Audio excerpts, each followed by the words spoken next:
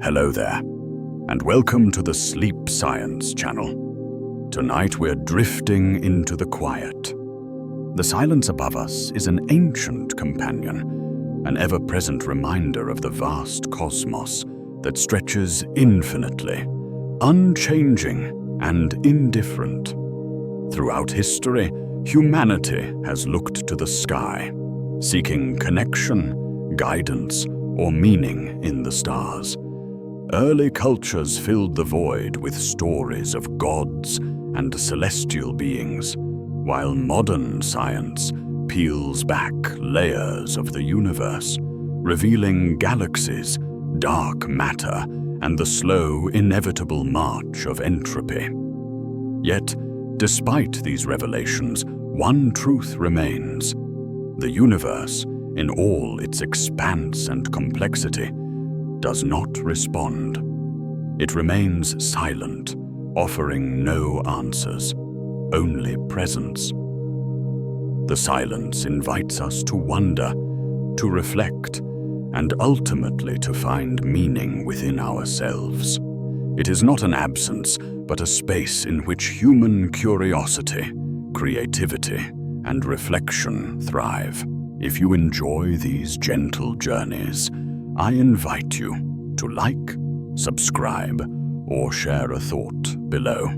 It helps others find their way here too, one sleepy soul at a time. But for now, all you need to do is relax.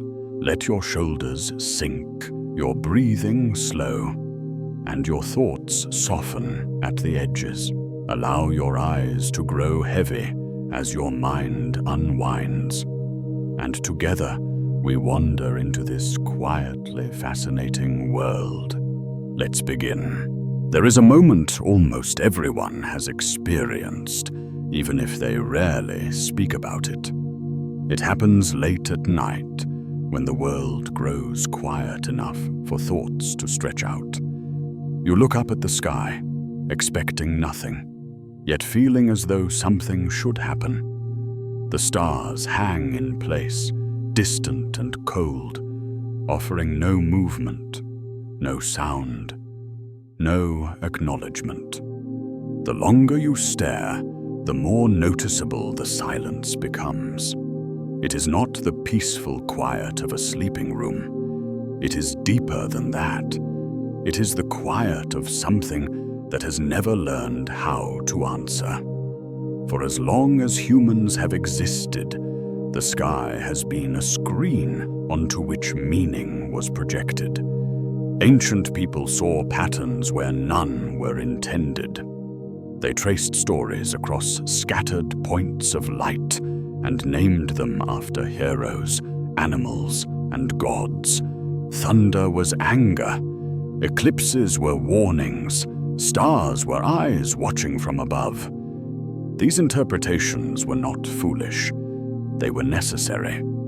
In a world without explanation, imagination filled the gap, and the heavens became alive with intention. Yet through every prayer, ritual, and question whispered upward, the sky remained unchanged.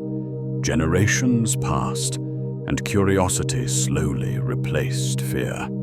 Tools were shaped, lenses were polished, and the act of looking became more precise. What once appeared as a painted ceiling revealed depth. Stars were no longer holes in a dome, but objects with distance between them. Some burned brighter, some dimmed, and some vanished entirely. The realization arrived quietly and without ceremony. The night sky was not close at all. It was unimaginably far away. The gods did not live there. The watchers were inventions of hope. As knowledge grew, comfort faded. Each discovery peeled away another layer of familiarity. The stars were not eternal fires placed for guidance. They were suns scattered across a darkness so vast it resisted comprehension. Light took years to arrive. Some of what we see no longer exists. We were not observing the present, but the past. The sky became a record of loss, not communication. The more accurately we understood it, the less personal it felt. Silence, once ignored, began to feel deliberate. The universe was not hiding messages between stars. It was offering none at all. This absence became harder to dismiss as coincidence. If the cosmos was alive with movement, why did it never speak? If it was shaped by purpose, why did it never explain itself?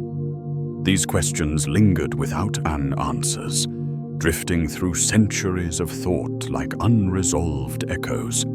Even now, standing beneath the same sky, the feeling persists.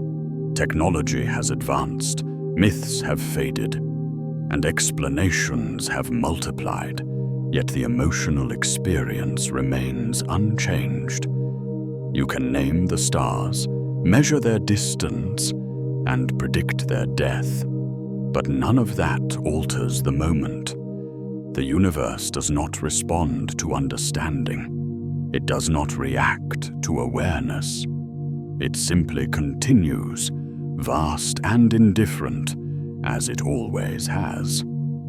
Perhaps the most unsettling realization is not that the universe is silent, but that it always was. The noise came from us. The meaning, the voices, the watchers were human additions layered onto something that never asked for them. When those layers fall away, what remains is not emptiness, but presence without intention. A reality that does not need to acknowledge us to exist. This is where the unease quietly settles, not in fear of destruction, but in the absence of reassurance. The universe does not promise anything. It does not threaten. It does not explain. It simply allows us to notice it, briefly, before we return our attention inward. And yet, that silence invites another response. If the sky will not speak on its own, perhaps the next step is to listen more carefully than ever before. For thousands of years, this quiet acceptance defined humanity's relationship with the cosmos. People learned to live beneath the stars without expecting replies. Farmers marked seasons by constellations. Sailors trusted fixed points of light to guide them across dangerous waters. The sky became a tool rather than a voice. Yet even as it grew familiar, it never grew closer.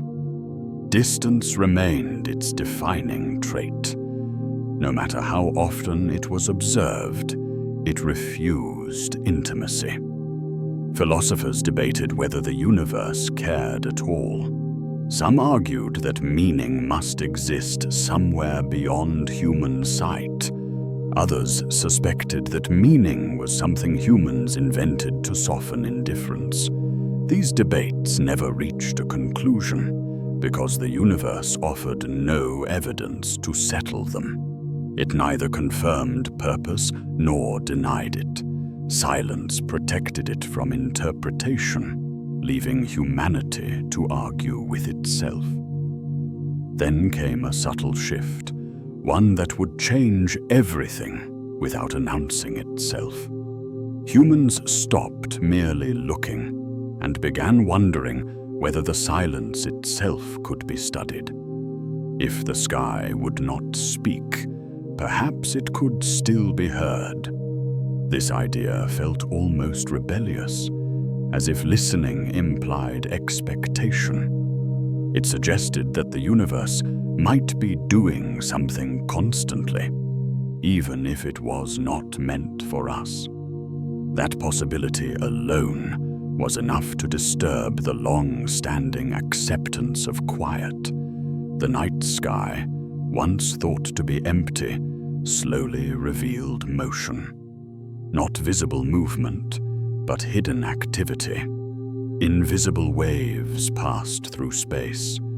Energy traveled across distances that dwarfed imagination. The universe was not still. It was active, restless, and ancient. Yet this activity did not resemble language. It carried no greeting, no warning, no explanation. It existed independently of observers, indifferent to interpretation. This realization created a strange tension. The universe was no longer a silent painting. It was dynamic and alive with processes beyond human scale. And still, it refused to acknowledge us. The contrast was unsettling. Something could be endlessly active and endlessly unresponsive at the same time. Life, intelligence, awareness seemed irrelevant to its operation. As people looked upward with new instruments, hope quietly returned. Not the loud hope of myth, but a cautious curiosity. If there were movements and signals hidden beyond sight, perhaps one day they could be understood. Perhaps Grunz was not absence, but complexity.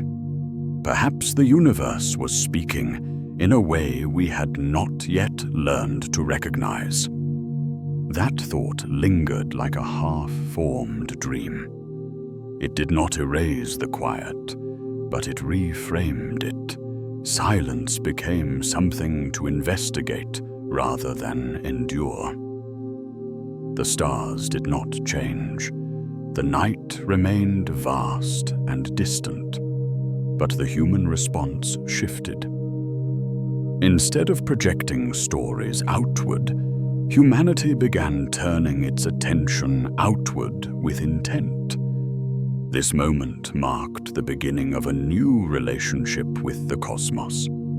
Not one built on worship or fear, but on listening. Carefully, patiently, without expectation of comfort. The silence above us remained unchanged, but for the first time, humanity prepared to meet it on its own terms. The shift was subtle enough that most people never noticed it happening. There was no single night when the universe felt different. No announcement echoed through history. Instead, the change occurred quietly, in observatories tucked away from cities where darkness still mattered. Here, the sky was no longer just observed. It was questioned with intent. Instruments waited in silence, not to admire, but to detect. This waiting carried a different weight. To listen is to admit uncertainty. It suggests that something might be missed if attention drifts. Humanity, for the first time, positioned itself not as the storyteller of the cosmos, but as a potential audience. The universe did not ask for this role. It did not react. Yet the act of listening itself altered the dynamic. Silence was no longer passive. It became a challenge. And still, nothing answered. Days passed into years, years into decades. The sky remained unchanged to the naked eye. But beneath that stillness, questions multiplied. Was the silence permanent? Or was it simply vast enough to make response unlikely within a single lifetime? The difference between those two possibilities was enormous, and yet impossible to measure from the ground. This uncertainty did not discourage curiosity. It deepened it. If the universe was old beyond comprehension, perhaps patience was required. If it operated on scales far larger than human experience, perhaps listening demanded new methods entirely. The silence above did not close the conversation. It opened it, slowly and without urgency. Standing beneath the stars today, the experience feels much the same as it always has. The sky does not speak. It does not shift for us. It does not acknowledge our presence. Yet now, beneath that unchanged quiet, there is an undercurrent of intent. Humanity is no longer waiting for meaning to appear. It is preparing to search for it, gently, methodically, and without illusion. And so the story moves forward, away from projection and toward detection, from imagining voices in the sky to building tools designed to hear what has always been there. The silence above us remains, but it is no longer the end of the story. It is the place where listening truly begins.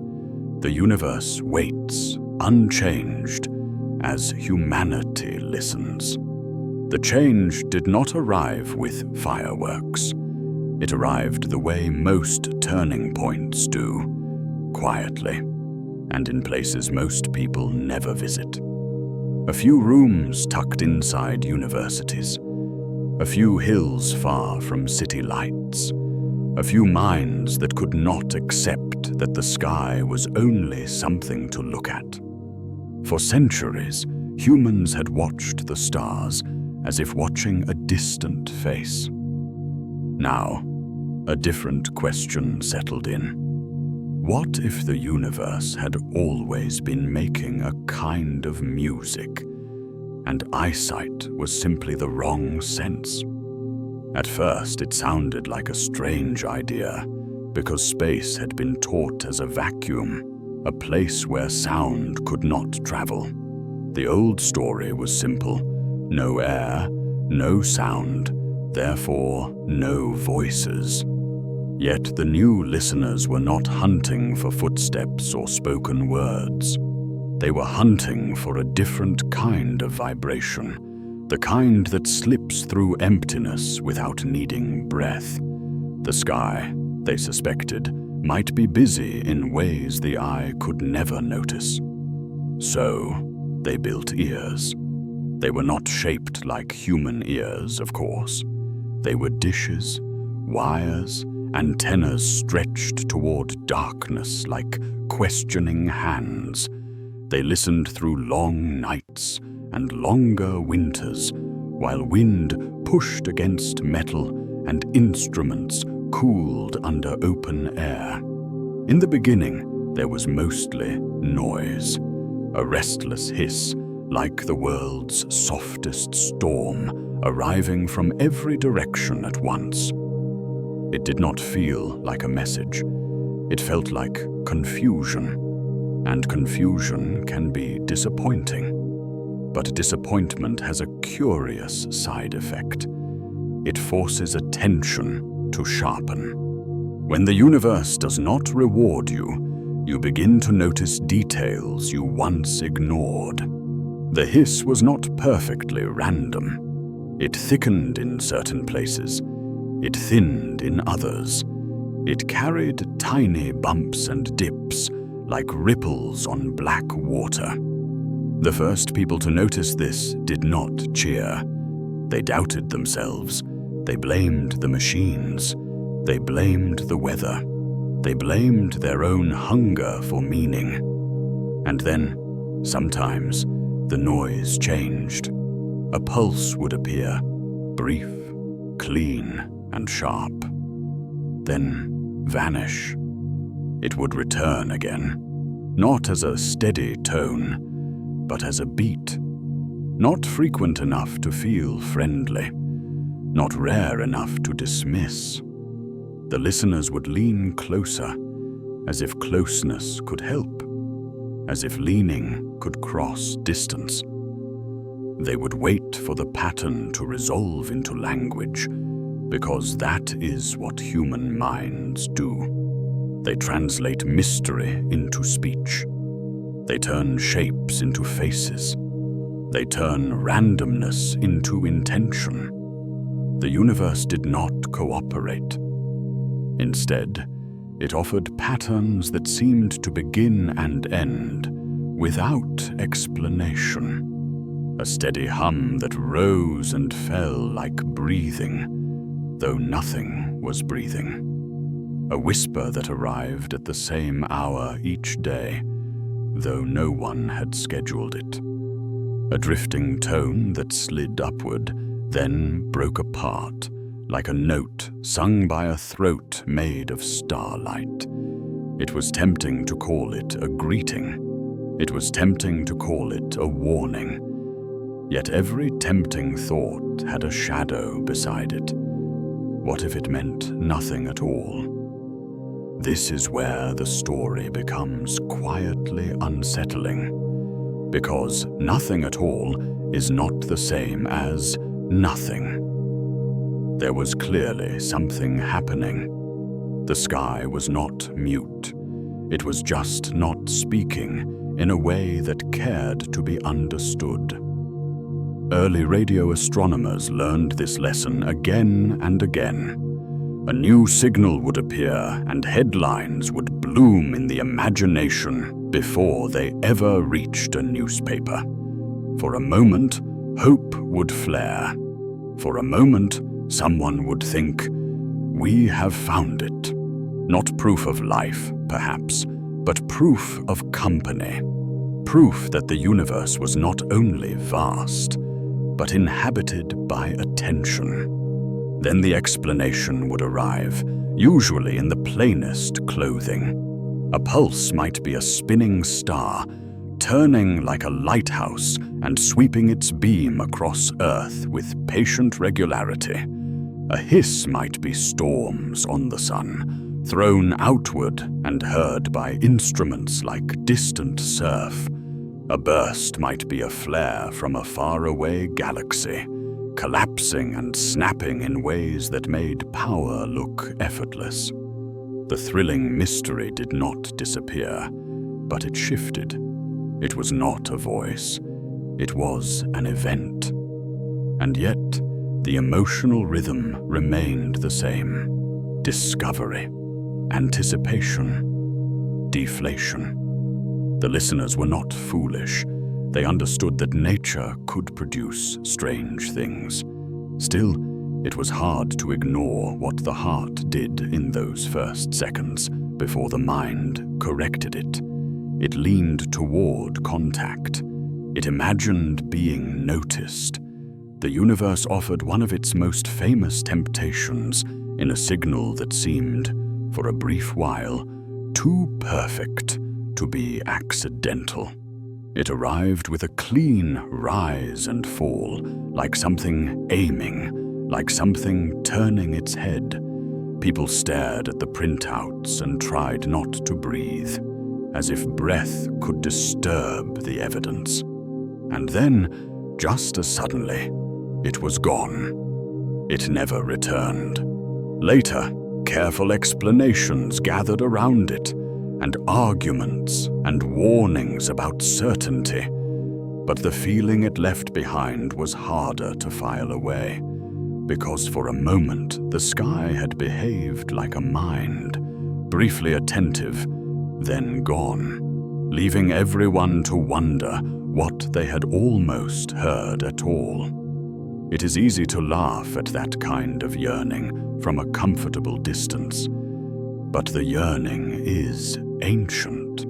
It is older than telescopes. It is the same impulse that put gods in the clouds and destinies in the stars. The difference now was that the yearning had been wired into machines, translated into numbers, tested against reality. And reality, again and again, proved to be stranger than the fantasy. Because even when the signal was explained, the explanation often opened a deeper door. A star that could spin so fast, it behaved like a clock made of collapsed matter. A galaxy that could roar across millions of light years and still arrive as a faint tap on an instrument in the dark. The universe was not quiet. It was overflowing. But it was overflowing in a way that did not center human life. That, more than anything, was the uncomfortable lesson. Listening also revealed something else, something almost embarrassing in its simplicity. Earth itself was loud. Our own technologies filled the air with chatter, broadcasts, radars, accidental leaks of conversation and entertainment. We spoke outward without meaning to, like someone talking in their sleep.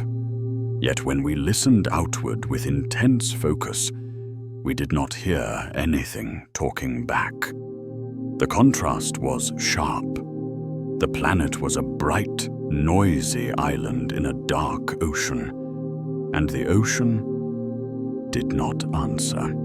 Some people tried to soften the silence by calling it a matter of distance. Perhaps messages were out there, just not close enough yet. Perhaps the universe was filled with civilizations that simply had not overlapped in time. It is possible. The cosmos is old enough to swallow entire histories. It can allow a species to rise, dream, build, and vanish before another species has even learned to look up. In that view, silence is not rejection. It is bad timing. But timing itself is a mystery. We are born into one thin slice of cosmic history, and we assume it is the middle of the story. What if it is not? What if the loudest ages have already passed, leaving only distant echoes? Or what if the loud ages are still ahead, waiting for us long after we are gone? The night sky does not clarify. It simply continues to be what it is. An enormous stage with no announcement of who has performed there. The first era of listening did not deliver the comforting revelation people secretly wanted. It did not provide a voice that said, "You are not alone."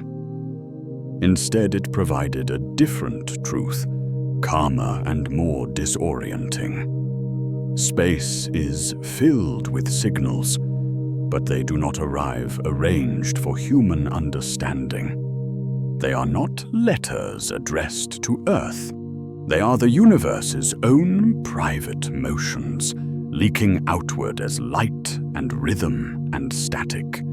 And once that is understood, the mind begins to notice an even deeper layer. Beneath the pulses and bursts and drifting tones, there is a background presence, steady, pervasive, and strangely intimate. A kind of faint breath behind everything, not tied to any single star or galaxy, but spread across the entire sky. It is so constant that it can be mistaken for the instrument itself, like a soft, ringing in the ear that one assumes has always been there. It was as if the universe carried a blanket of static, older than stars, and everywhere. The listeners, patient and exhausted, learned that the most important sound is often the one you stop hearing. And so the story moves from dramatic signals to the quietest one of all. The universal noise that never switches off. The ancient hush that fills every direction, waiting to be recognized as the echo of something unimaginably old. After the first era of listening came the first era of doubt, Antennas were raised, dishes were turned, and the sky was invited into metal rooms where signals could be captured and translated into ink and numbers. The listeners expected dramatic moments, clean messages, sharp proofs, an unmistakable knock from the dark.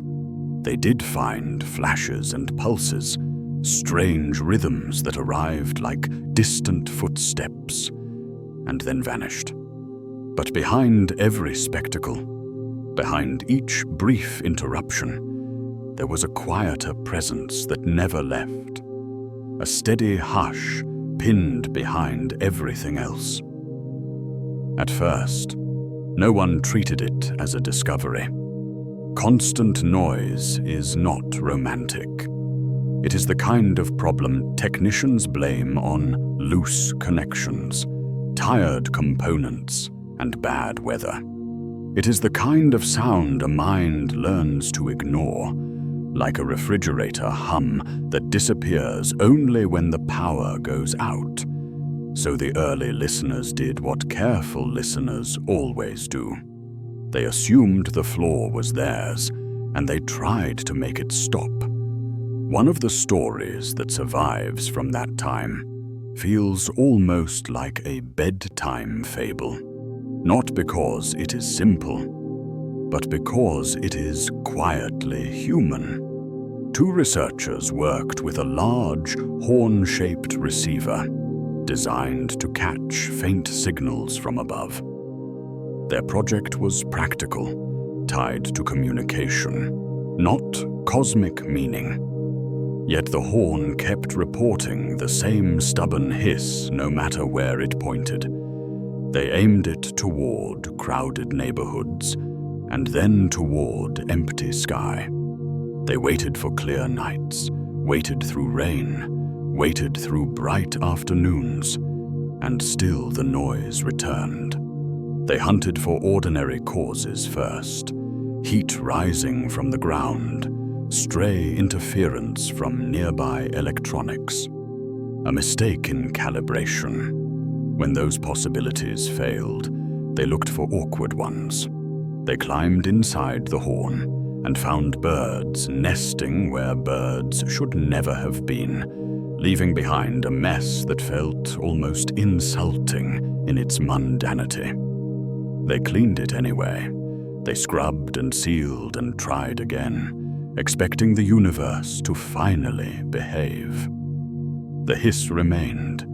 It was the same in every direction, as if the sky carried its own thin layer of static. This is the moment where a human mind becomes tempted. A constant signal coming from everywhere can feel like a presence. It can feel as though something is leaning close, saying something too quiet to catch. But the researchers did not leap to poetry. They kept doubting. They kept testing. They kept asking the most unnerving question a careful listener can ask. What if the equipment is perfect, and the problem is the sky itself? Some distance away, another group of thinkers had been carrying a different question, like a small stone in the pocket. If the universe truly began in a hot, dense moment, then it should not have cooled without leaving a trace. Heat does not vanish, it spreads. Light does not simply end, it thins, stretches, and drifts. A beginning like that, if it happened, should have left an afterglow, faint, diluted, and everywhere. Not a message, not a warning, a leftover that could survive long after the first fireball cooled into darkness. The two stories met the way puzzle pieces meet, quietly, with a click that makes previous confusion feel inevitable. The stubborn hiss was not a defect in the horn. It was not local interference. It was not a problem to be fixed. It was the universe itself, still carrying a memory of its first bright breath. The equipment had not failed. It had listened too well. That realization lands softly because it does not rearrange the visible sky. The stars stay where they are. The night remains dark, yet the meaning of darkness changes. The empty-looking space between constellations is not empty of history. It is filled with an ancient presence, a faint background glow so old it began long before any star learned to shine. Calling it a sound is not precise, and precision is not the point in a story like this. Space does not transmit noise the way air does. This is something stranger, a field of faint energy, spread everywhere, arriving from every direction, steady enough to feel like silence, and yet measurable enough to be undeniable. If the universe could hum, this would be its hum. If creation left an echo, this would be it. Long before the first star lit its furnace, this echo was already on its way. It slips through the listener's room at this very moment, silent to the ear, yet real as gravity. It does not announce itself. It only persists, patient, like a memory that refuses to fade here. It is unavoidable, not only above deserts and oceans, but above apartments and alleyways, above forests and frozen lakes. It drifts through clouds and through clear winter air.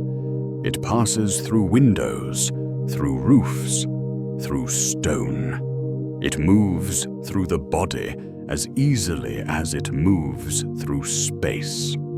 A person can close the curtains, dim the room, and lie down in complete darkness, and still be washed by this ancient afterglow. The universe does not watch, but it touches. The mind resists that at first. People like beginnings to stay where they belong, safely behind, sealed into a story.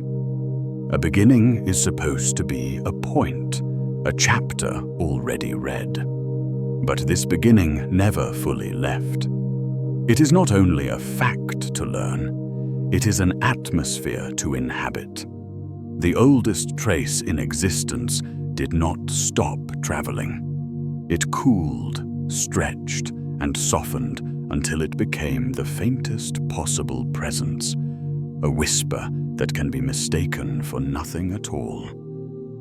Some feel comfort in this, and others feel a subtle discomfort that is hard to name. Comfort comes from continuity. The universe is not a series of disconnected scenes. It is one long unfolding. The afterglow is proof that the present is stitched to the first moment by threads that were never cut. Discomfort comes from intimacy. If this echo is everywhere, then there is nowhere truly outside the universe's story. Even solitude, even sleep, even deep underground quiet is still held inside that ancient remainder.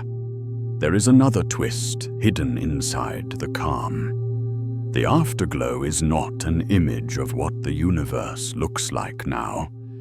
It is a portrait of what it was when it was young, when it was still too hot and thick for stars, when matter and light were tangled together like fog. The signal reaching Earth tonight began its journey before Earth had a name, before the sun existed, before the first solid surface cooled. What touches the listener now is older than mountains, older than oceans, older than the first living cell. And it arrives without aiming. No intelligence directs it. No intention shapes it into comfort or threat. It is simply there, a remainder that could not be erased. This is where the contrast becomes sharp. Humans search the heavens for replies, for patterns that resemble language, for proof of attention. What they find in the deepest background is not attention at all. It is history, indifferent, steady, and everywhere, insisting without words that the beginning was real. In that sense, silence becomes complicated. The universe has been speaking constantly, but not to anyone. It has been broadcasting its origin like a lighthouse with no ships to guide, like a song released into a room before anyone arrived. The listener exists now, late in the performance, hearing a note that has been fading for billions of years. That note does not carry instructions. It carries only the fact of existence itself. Imagining it can be strangely calming. A person can picture the afterglow as a soft snowfall of ancient light, drifting through space without hurry. It does not demand anything. It does not judge. It does not accelerate the heart. It simply continues, the same in every direction, a reminder that the universe is not a blank void, but a place with a past so vast it can still be felt. Yet the calm holds a question inside it, a question that keeps the mind gently awake. If this echo comes from the beginning, then it should carry fingerprints of that beginning. It should reveal whether the early universe was wild or smooth, chaotic or orderly. And when the faint background was examined more carefully, it revealed something that felt almost too neat. The afterglow was astonishingly uniform, as if the young universe had been stirred into quiet consistency before it ever had time to wrinkle. That smoothness is the next doorway. The universe, at its birth, should have been rough with uneven heat and clumps of energy.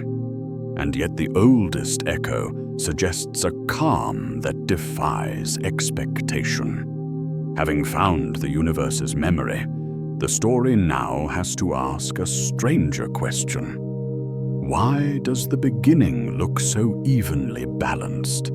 And what kind of hidden event could make the cosmos quiet before it learned to build stars? The ancient afterglow seems gentle at first, like a thin veil laid across the sky. It arrives from every direction with the same soft insistence, as if the universe is breathing evenly in its sleep. That steadiness should feel reassuring. Yet when the listeners began to measure it with care, the calm became a problem. A peaceful surface, it turned out, could hide an uneasy origin. In the earliest moments, the universe was not a quiet place. It was a crowded furnace, crammed with energy, too hot for atoms to hold together, too restless for anything to stay the same for long. Common sense suggests that a beginning like that should leave scars. Heat should clump, motion should tangle. Some regions should race ahead while others lag behind, creating a patchwork of hotter and colder, brighter and dimmer. A violent birth should look like violence when the last light finally cools. But the oldest echo does not show that kind of chaos. It is astonishingly even, a wide-field whisper with only the faintest ripples. It is as if the newborn universe somehow learned discipline before it had time to grow wrinkles. The contrast is unsettling. A turbulent origin, yet a remarkably balanced memory. A cosmos that looks peaceful, even though peace was never supposed to happen. This is where the story takes on the texture of a mystery. In a typical mystery, the clues are messy and contradictory. Here, the clue is the opposite. It is tidy. It is polite. It looks like someone cleaned the scene before anyone arrived. The listeners did not expect neatness. They expected rawness. And when neatness appeared, it hinted at an unseen act that happened so early that nearly everything else is a consequence of it. Imagine two campfires on opposite hills, both burning on the same night. Without a messenger, there is no way for one fire to know what the other is doing. Now stretch that image until the hills are not hills but immense regions of space, so far apart that even light cannot cross between them in the time available. In that case, the fires should look different. Their flames should flicker in their own private ways. Yet the afterglow suggests a strange uniformity across regions that seem too distant to share air, trade heat, or compare the color of their flames. No whisper should have traveled between them. No wave, no hint, and still they match, as if the whole room was set to one temperature before anyone opened their eyes. It is not just that the temperatures match, it is that they match with a patience that feels older than time. The background does not favor a direction. It does not carry a louder corner. Everywhere is nearly the same, as though the universe rehearsed quietness before it learned variety, and then forgot to explain why to anyone arriving later. The human mind notices this the way it notices a whisper behind a closed door. It is not the loudest sound in the house, but it changes the feeling of the hallway. If the early universe was too young for distant regions to influence each other, then why do they resemble each other so closely? Why does the oldest light carry the signature of balance? Some propose that there was a brief, dramatic episode at the start, an event so swift and overwhelming that it smoothed differences before they could harden. It would be like stretching a small painted pattern until it becomes a pale, nearly uniform wash. Or like taking a wrinkled sheet and snapping it so hard that the folds vanish, leaving only tiny creases that can barely be seen. The idea is simple enough to picture. The universe expanded in a sudden rush, spreading and evening out what had been local. This explanation has a strange emotional effect. It solves one unease by introducing another. If such an event happened, it means there was a moment in cosmic history when the rules we rely on were not the whole story, when something pushed the universe into its shape and then slipped out of view. A force, a field, a mechanism, call it whatever the mind needs, but something acted, and its footprints remain while its face is hidden. The listeners find themselves in an odd position. They can see the outcome with great clarity. The sky's background is remarkably even, and the small ripples within it later become the seeds of galaxies, stars, and worlds. In other words, the calm is not decoration. It is the blueprint. Our own existence sits on top of that early smoothness, like a city built on a leveled plain. If the plain had not been leveled, the city might never have risen. That makes the unseen smoothing event feel less like a distant mathematical trick and more like the quiet architect of every later possibility. Yet there is no signature that says, "This is what did it." There is no clear stamp, no single object to point at. The universe offers only the result, not the tool. That is the subtle twist at the heart of this chapter. Something shaped everything, and we cannot name it with certainty. The cosmos looks calm because it was calmed, and the agent of that calming is still partly out of reach. It is tempting to treat this as a triumph, to say that the mystery is finished because a plausible story exists. But the late-night mind does not settle that easily.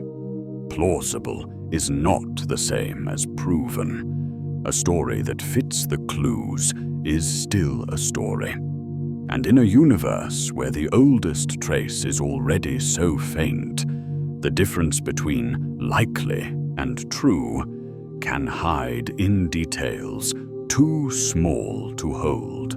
So the audience is invited to sit with a quieter kind of discomfort. Not the fear of an immediate threat, but the feeling of an early chapter that has been torn out. The universe, it seems, began with an intervention. Whether it was an expansion that rushed ahead of everything else, or some other unknown adjustment, the effect was to make the cosmos look calmer than it had any right to be. The background glow is smooth, not because it had to be, but because something made it so. There is also a deeper irony. People often expect mysteries to come from complication. Here, the mystery comes from simplicity. A smooth sky should be the easiest thing to explain. Instead, it becomes the hardest. The universe presents an image of near-perfect balance and asks, without words, how balance could be achieved in time. For a while, the calmness can feel like mercy. A harshly uneven universe might have collapsed into blackness too quickly, or fragmented into lonely pockets that never formed stars. The smoothness may have given time and space for structure to assemble, for galaxies to gather, for planets to cool, for life to take root. In that view, the calm is the reason there is anyone here to notice it.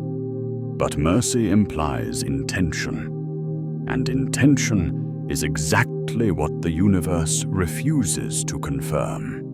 The smoothing could be pure accident, a blind event with no concern for outcomes. If so, then the calm is not a gift. It is a coincidence of nature that happens to allow thinking creatures to exist. That contrast between a universe that feels designed and a universe that may be indifferent keeps the mind turning without agitation, the way a riddle turns over as someone drifts toward sleep. And the calm is not absolute. Those faint ripples in the background are real. They are tiny imbalances, the earliest hints of difference. Over long ages, they grow into everything we recognize. Clusters of stars, spiral arms, the dark spaces between them. The universe that looks serene from a distance is actually filled with motion, with collapse and ignition and slow change. The afterglow only reveals that the stage was unusually level at the start. In the end, this section leaves the listener with two images layered together. One is a universe so evenly balanced that its oldest light looks like a smooth ocean under moonlight. The other is an unknown event in the first instance, something that pressed the ocean flat before the waves could rise. Whether that event was a brief surge, a hidden ingredient, or a rule we have not fully learned, it remains a quiet absence at the center of the story. Calm, it turns out, can be camouflage. And now the narrative turns, because while the universe may begin in calmness, it does not stay calm forever. Sometimes the sky does not hum evenly. Sometimes it jolts. Sometimes it flashes like an eye opening for a fraction of a second. After learning to hear the steady echo of creation, the listeners will soon encounter interruptions so sudden and powerful that they feel like the opposite of the universe's early peace. There are nights when the sky behaves like a patient host, and nights when it behaves like a trickster. Most evenings the stars remain polite, their lights steady and sure, the constellations unchanged by a single heartbeat. Then, on a strange few occasions, the heavens do something else entirely. They flare, briefly, with a brightness so intense it dwarfs everything near it, and then they are gone, as if nothing had happened. The sensation is not only visual, it rearranges the scale of time. For less than a breath, the cosmos seems to assume a different voice, and the world must make space to listen. People first learned to expect the steady and ignore the rest. Yet those accidental blinks taught them to respect the unexpected. Telescopes that happened to be pointed in the right direction logged sudden bursts that lasted fractions of a second. Instruments recorded spikes so powerful they seemed like the universe clearing its throat at the wrong moment. What is especially disquieting about these events is their economy. All the energy of a star's lifetime, or more, squeezed into an instant that slips by before a hand can turn a page. The scale is not merely large. It is compressed into a pace that feels almost rude to human patience. The first witnesses of these blinks did what careful observers always do. They checked their devices, consulted logbooks, and ruled out the ordinary: a satellite, an airplane, a stray reflection, a faulty circuit. When none of those explanations fit, the response was both scientific and oddly intimate. Researchers felt the same small thrill that anyone feels when catching a rare, beautiful bird. There is a private joy to having seen something no one else has seen. But that joy was quickly edged by a deeper question. What could assemble such violence and then vanish without explanation? One answer is violence. Events so catastrophic, they spend every last scrap of available energy in a breath. Imagine a star collapsing in upon itself, its last light torn away in a single furious beat. Imagine two massive objects meeting and unleashing a scream that travels across space as a thin, sharp line of light. Those images make sense because nature has ways to make things sudden and powerful. Yet even when violence seems like the likely explanation, the riddle remains. Violence leaves traces, and sometimes those traces are absent. Sometimes the stage looks untouched after the act, as if a ghost had passed through and left only the memory of its movement. The unpredictability is the most unnerving feature. A single flash can appear in a region of sky that had seemed ordinary a second before. It outshines entire galaxies for an instant, and then, just as quickly, fades beneath detection. Because these events are so short, they do not leave much to study. They create a residue in records, a trail that is often incomplete. Instruments hold a single frame of a moment that refuses to be repeated. Scientists call them enigmatic because, in the strictest sense, the record resists repetition. A camera captures a spark, but rarely the story that started it. Despite the limits of record-keeping, the sheer diversity of these blinks suggests there is more than one way to produce them. Some seem tied to dying stars, others to collisions, and still others arrive like notes without a clear origin, tuned in frequencies that do not match familiar processes. That variety does not comfort, it deepens the puzzle. The cosmos is telling a complex story, and we have only a few letters. Each new type of flash forces a reappraisal of what is possible in nature, widening the list of things the mind must consider.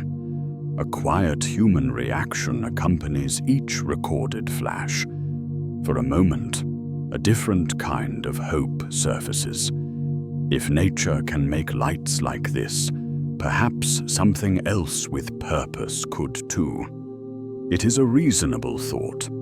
If the universe can concentrate energy to such intensity, why could not an intelligence learn to shape such flashes into patterns? The opening is tempting because it marries two things we want: evidence of power and a way to be noticed. Even the most careful thinkers admit to the appeal of that thought before caution returns and refuses to let it stand untested.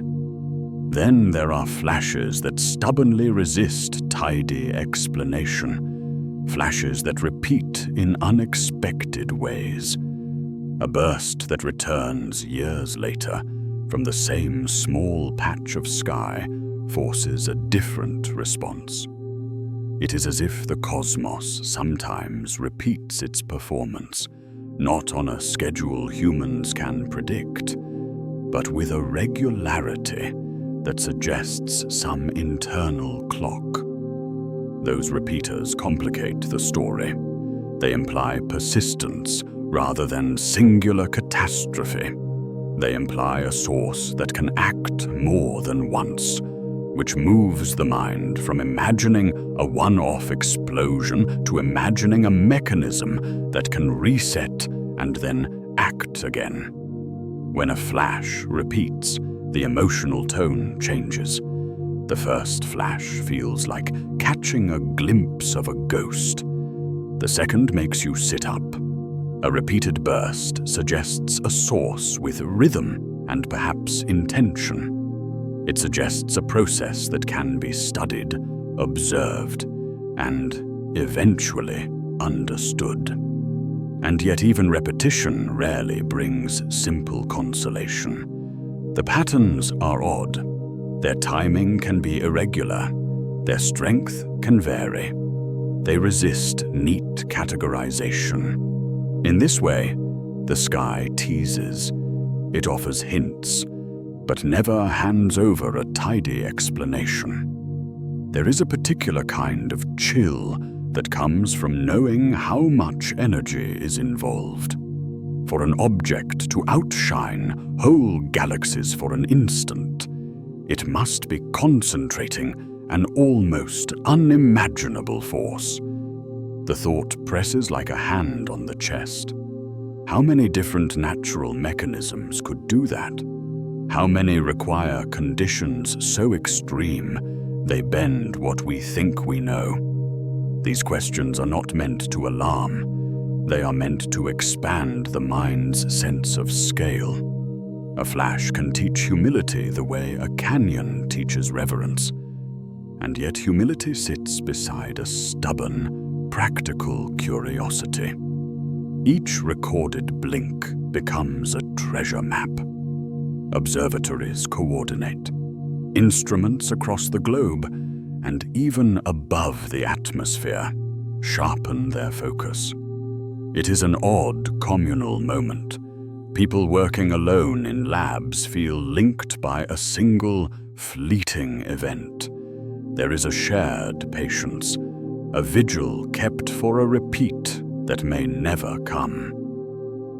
The search becomes a kind of ritual, quiet and disciplined, where teams hold their breath in shifts and wait for the cosmos to speak again.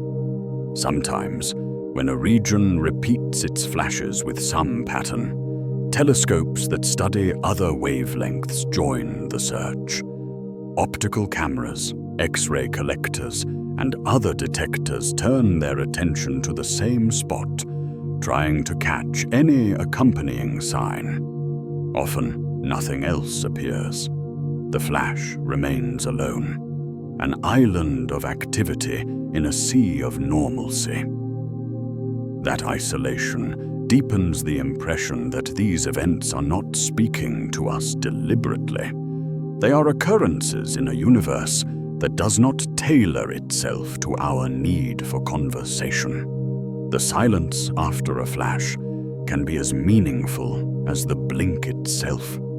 Observers search for a lingering echo, a slow fade, a filament of matter thrown out, anything that can anchor the moment to a story. Sometimes they find debris, a cloud of gas, or a faint afterglow that suggests a conventional origin. Other times they find nothing at all, and the moment folds into records like a secret whispered and never explained.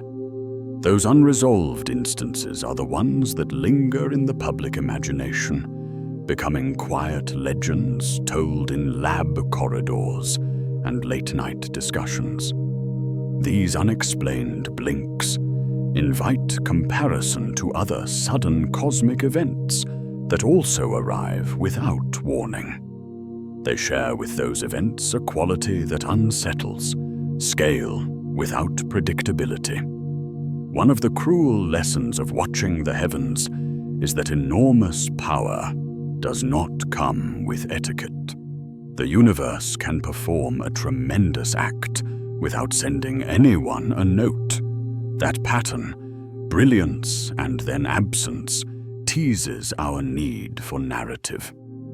Humans prefer stories that end. A flash that blinks only once is a story with no ending. It gives us evidence and then denies us the explanation that would make it useful for comfort.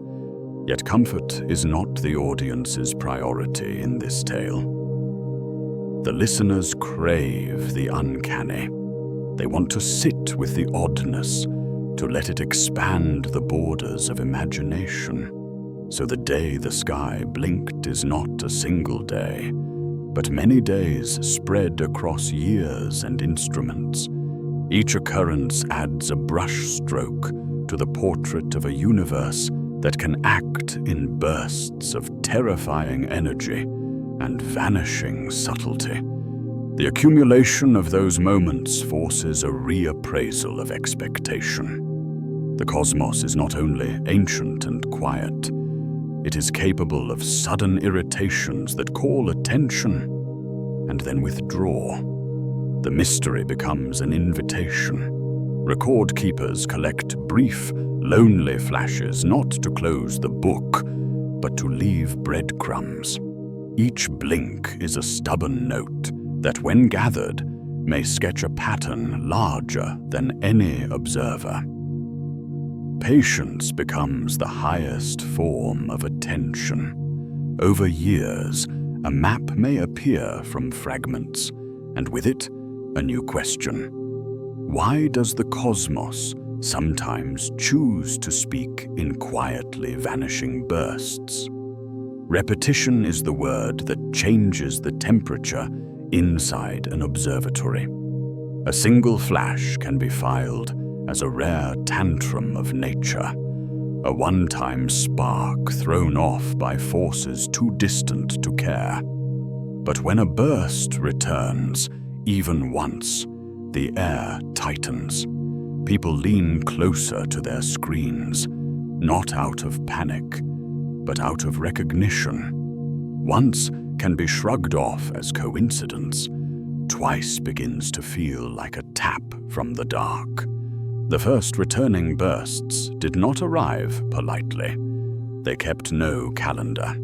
They appeared after long stretches of nothing, then surfaced again with no warning, sometimes in quick clusters, sometimes as lone notes separated by months. One telescope would catch a pulse and swing back to the same patch of sky, only to find the heavens empty and still. Another instrument, half a world away, might record the next pulse by accident, as if the sky enjoyed refusing the spotlight. In those early days, scientists behaved like careful skeptics and storytellers at the same time. Their hands reached for ordinary explanations first. Interference from Earth, a mistake in timing, a hidden glitch in the receiver. They compared records, ruled out the obvious, and tried to make the universe less personal.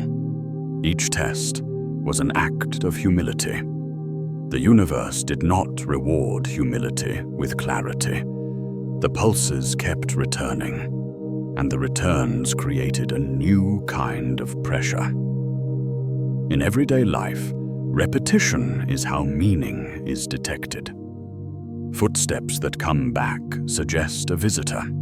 A light that flickers in rhythm suggests a signal lamp rather than a random spark. The mind is trained to treat patterns as invitations.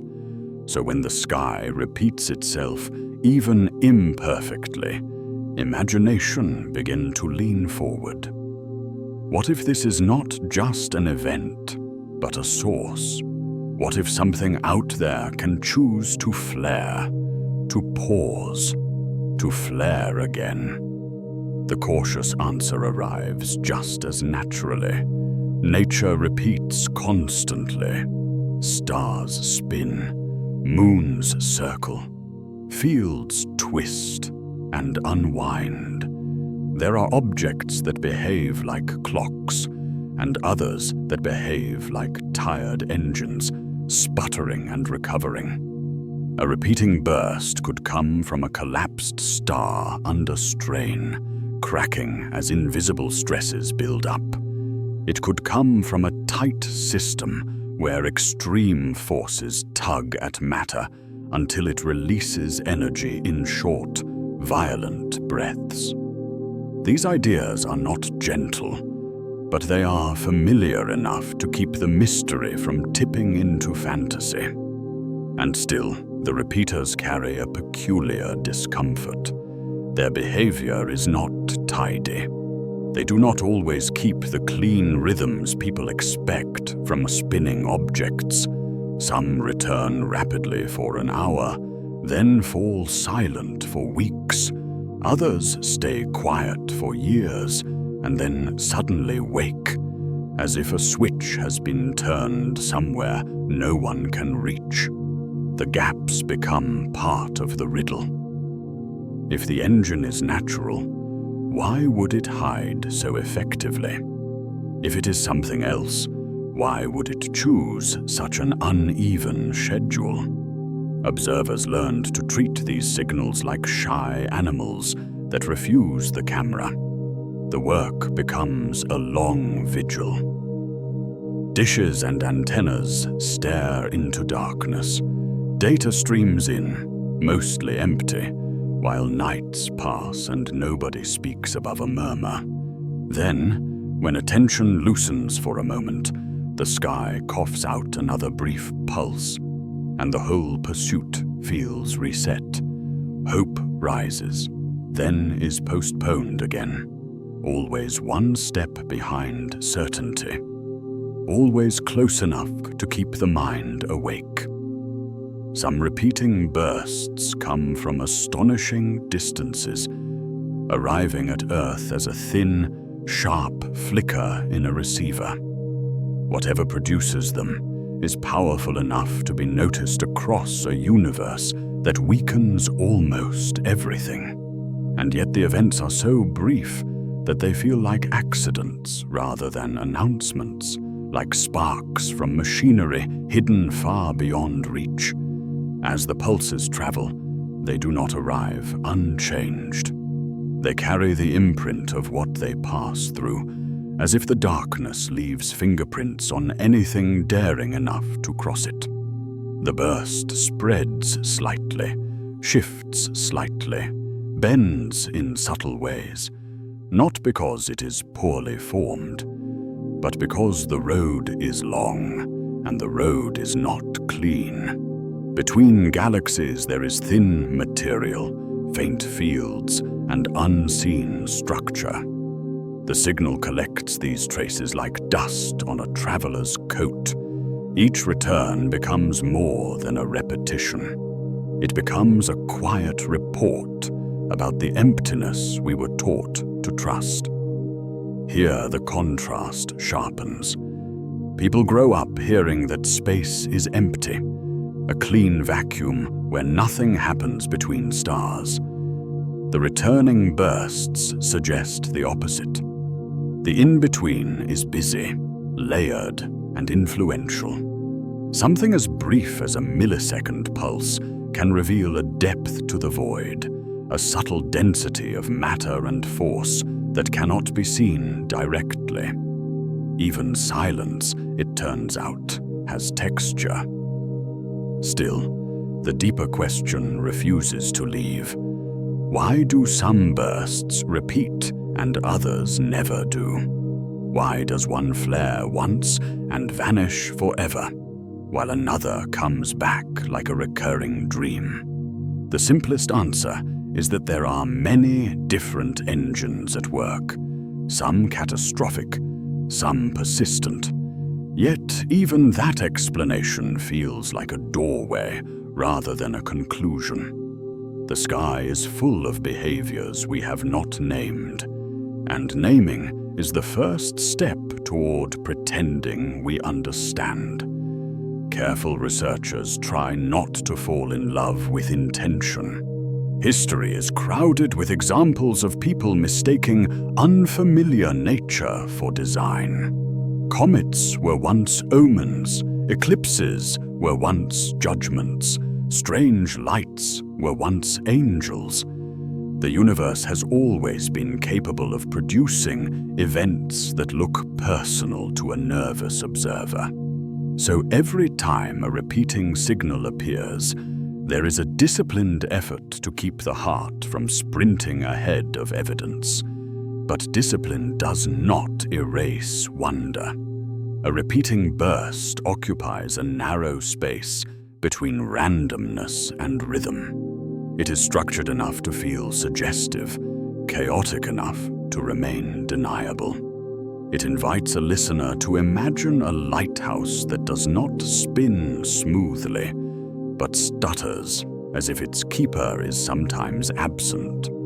It invites the thought of a beacon whose purpose has been forgotten, still firing because it was built to fire, long after anyone has stopped watching for its answer. That possibility is rarely spoken aloud, not because it is impossible, but because it is heavy. If intelligent life is rare, then the few that exist might be separated not only by distance, but by time.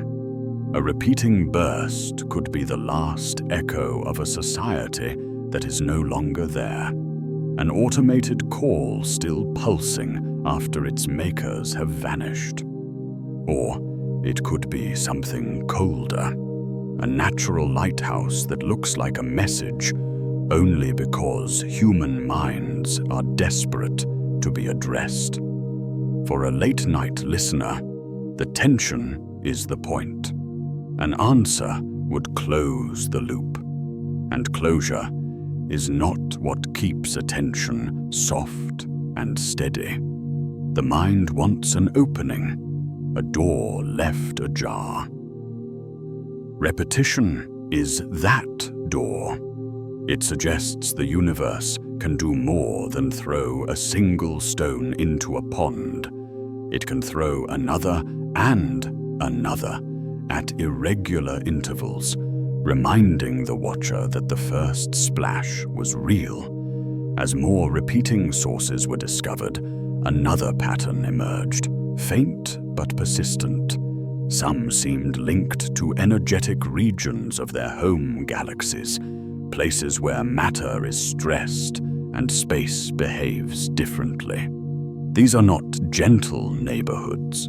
They are zones where gas is whipped into motion, where invisible fields twist, where gravity gathers like a slow, patient fist. The implication is quiet but sharp. The returning bursts may not come from ordinary star fields, but from places where the universe is under pressure. Pressure in the cosmos often means gravity. It means deep wells where matter falls inward, where time stretches in subtle ways, where light can be bent into curves. When gravity dominates, the universe begins to look less like a wide-open plain and more like a landscape with cliffs. In landscapes like that, signals can behave strangely. They can be focused, delayed, scattered, or swallowed. A burst that seems to vanish might not have died. It might have been trapped. The repeaters begin to feel like breadcrumbs leading toward the darkest structures in existence. If the universe can smooth itself at birth and later flare like a blinking eye, then perhaps the next secret lies in locations where brightness fails entirely. There are regions that do not merely emit, they consume. Places where even the most powerful flare could be caught and erased, or forced to take a long, bending route before it escapes. To understand why some signals return and others disappear, the listeners are drawn toward the hidden engines at the hearts of galaxies, toward regions wrapped in dust and gravity, toward the boundaries where light itself must decide whether it can leave. The story, once about faint whispers across open space, now narrows toward a different kind of silence, one created not by distance, but by captivity, and by gravity's patient weight. Most galaxies look peaceful from a distance. Their arms curl like slow smoke, their light scattered in soft bands, as if the universe preferred beauty over urgency. Yet every calm spiral hides a secret at its center, an appetite that does not announce itself with a roar. It announces itself by what goes missing. For a long time, people assumed the middle of a galaxy would be the safest place, the throne room, the brightest and most orderly region. The eye expects a center to be a point of stability, but the universe enjoys reversing expectations. When astronomers began tracking how stars move near galactic cores, the motions did not match the visible light. Stars orbited as if circling something heavy and compact, something that could not be seen, something that behaved less like a lamp and more like a deep weight. The first hints arrived the way unsettling truths often do. not as a dramatic sighting, but as a mismatch. A star would swing around an unseen focus with a speed that made no sense if only ordinary matter was present. Gas clouds would whip in tight circles, glowing from friction, as if they were being stirred by an invisible hand. The center, instead of being merely crowded with stars, seemed to be dominated by a single concentrated presence. That presence earned a name that sounds like a hole punched through reality, but the gentlest way to picture it is as an absence shaped by gravity. It is not a tunnel. It is not a doorway. It is a region where matter has been pressed so tightly that the space around it bends, and the region begins to erase the one thing humans rely on most: information that can return. Near such an object, the universe draws a boundary, a point beyond which there is no coming back with news. This boundary is not a wall someone could touch. It is a threshold, indifferent as a shoreline, and yet more final than any locked door. Cross it, and light itself cannot climb back out. Not because light becomes weak, but because the outward path stops being a path. The geometry tips inward, like a slope so steep that every step becomes a fall. This is why these objects feel less like monsters with teeth and more like the end of a story. A monster threatens with what it might do. A black hole threatens with what it prevents. A return. It is a place that does not send postcards. It keeps what it takes, and it keeps it in silence. And yet, paradoxically, black holes are often discovered not through darkness, but through light. When gas and dust drift too near, they do not vanish instantly. They spiral, they heat, they glow. Their last visible moments can be brighter than entire clusters of stars, not because the hole is shining, but because the material around it is being squeezed and hurried along until it radiates. The center looks alive, even though the source of its drama is invisible. This is one of the universe's sly tricks. The most hidden objects reveal themselves by creating the most visible spectacles. A black hole, by itself, is not a beacon, but it can make a beacon out of what falls toward it. It turns matter into a brief display, a final confession written in heat and light, before the confession is swallowed. In some galaxies, the central region blazes like a lighthouse. It can outshine the galaxy that holds it, and for a while the core seems like a star trying to become a sun of suns. In others, the center is quiet, almost modest. The Milky Way holds a massive dark presence at its heart, and yet it does not scream. It murmurs. It sits behind curtains of dust, surrounded by stars that continue their long orbits as if nothing extraordinary is happening. That quietness creates a different kind of unease. If the hunger can be dormant, it can also awaken. If the core can appear calm, it can also flare. The difference may be as simple as whether fresh material wanders too close. A galaxy can look serene for ages, and then, without warning on human timescales, its center can brighten as if a hidden furnace has been fed. The deeper mystery, though, is not the flare. It is the boundary where brightness ends.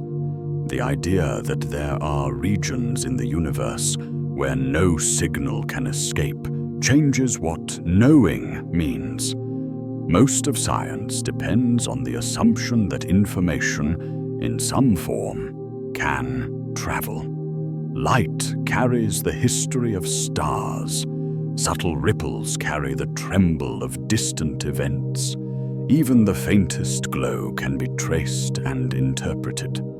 A black hole draws a circle around itself and says, gently and absolutely, not past here.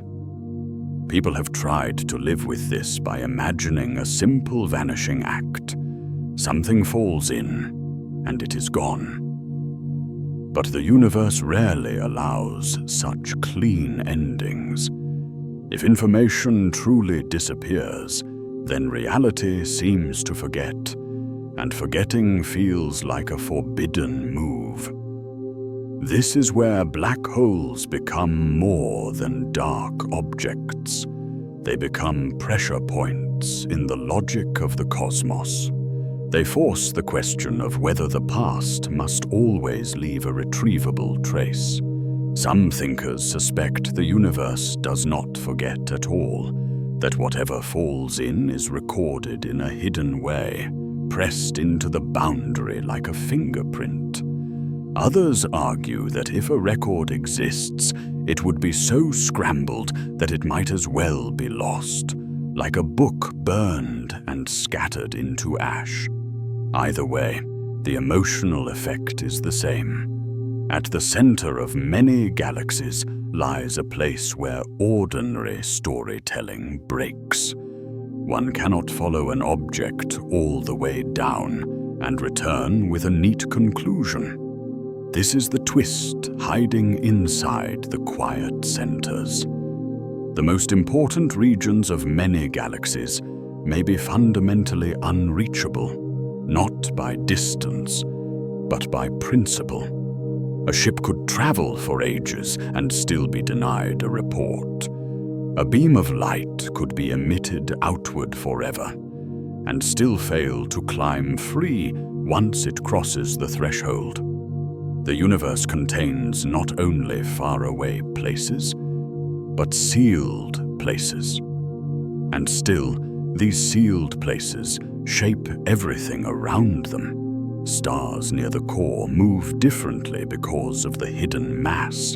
Gas structures twist and fold because of the deep gravitational well. Entire galaxies may be influenced by what sits at their centers, like dancers circling a partner who never steps into the light. The absence becomes an organizer. The void becomes a sculptor. In their quiet pull, these centers teach a harsh lesson. The universe can decide what questions remain unanswered. For much of history, this sculptor was only inferred. No one could point a telescope at a black hole and see it directly, because directly is the wrong word for something defined by darkness. The evidence came from motion, from heat, from the way matter behaved when it approached the invisible. Then humanity managed something that feels almost like a paradox, an image of a shadow. By linking telescopes across the Earth, observers assembled a portrait of a bright ring wrapped around a darker center, a simple, blunt silhouette that matched the predictions. The black hole's shadow against its own glowing surroundings. That image was not proof of comfort. It was proof of limits. It reminded the world that there are places where even memory disappears, where the universe can accept an event and refuse to return its details. It also offered a quieter lesson. If a shadow can steer whole stars, then visibility is not the same as importance. The cosmos is willing to be shaped by what cannot be seen, and once that is admitted, the mind begins to notice a wider pattern. The center is not the only place where gravity seems to outnumber light. Across whole galaxies, stars move as if they are held by extra mass that does not glow. It is as though the visible universe is only the surface, and a larger invisible structure is doing the real holding. Once a listener absorbs this, the night sky changes again. A galaxy is not only a collection of lights. It is a system organized around something dark and heavy, something that can swallow the last words of any object that strays too close. The universe does not merely fail to speak. In certain places, it ensures that nothing else can speak either. And this realization opens the next question, like a slow door. If the centers of galaxies are dominated by invisible mass, and if unseen gravity can quietly dictate the motion of everything nearby, then invisibility is not a small detail in the cosmos. It is a theme. The story now turns from a single hidden hunger to a broader suspicion that much of what shapes the universe may be present without being seen at all. After learning that a galaxy can be arranged around a hidden hunger, the mind begins to notice a wider, stranger rule. Darkness is not only a feature at the center. Even out in the bright spiral arms, there is a pull that doesn't match what the eyes can count. The universe, it seems, is not mainly made of what shines. It is mainly made of what carries weight. The first clue came from motion, because motion is honest.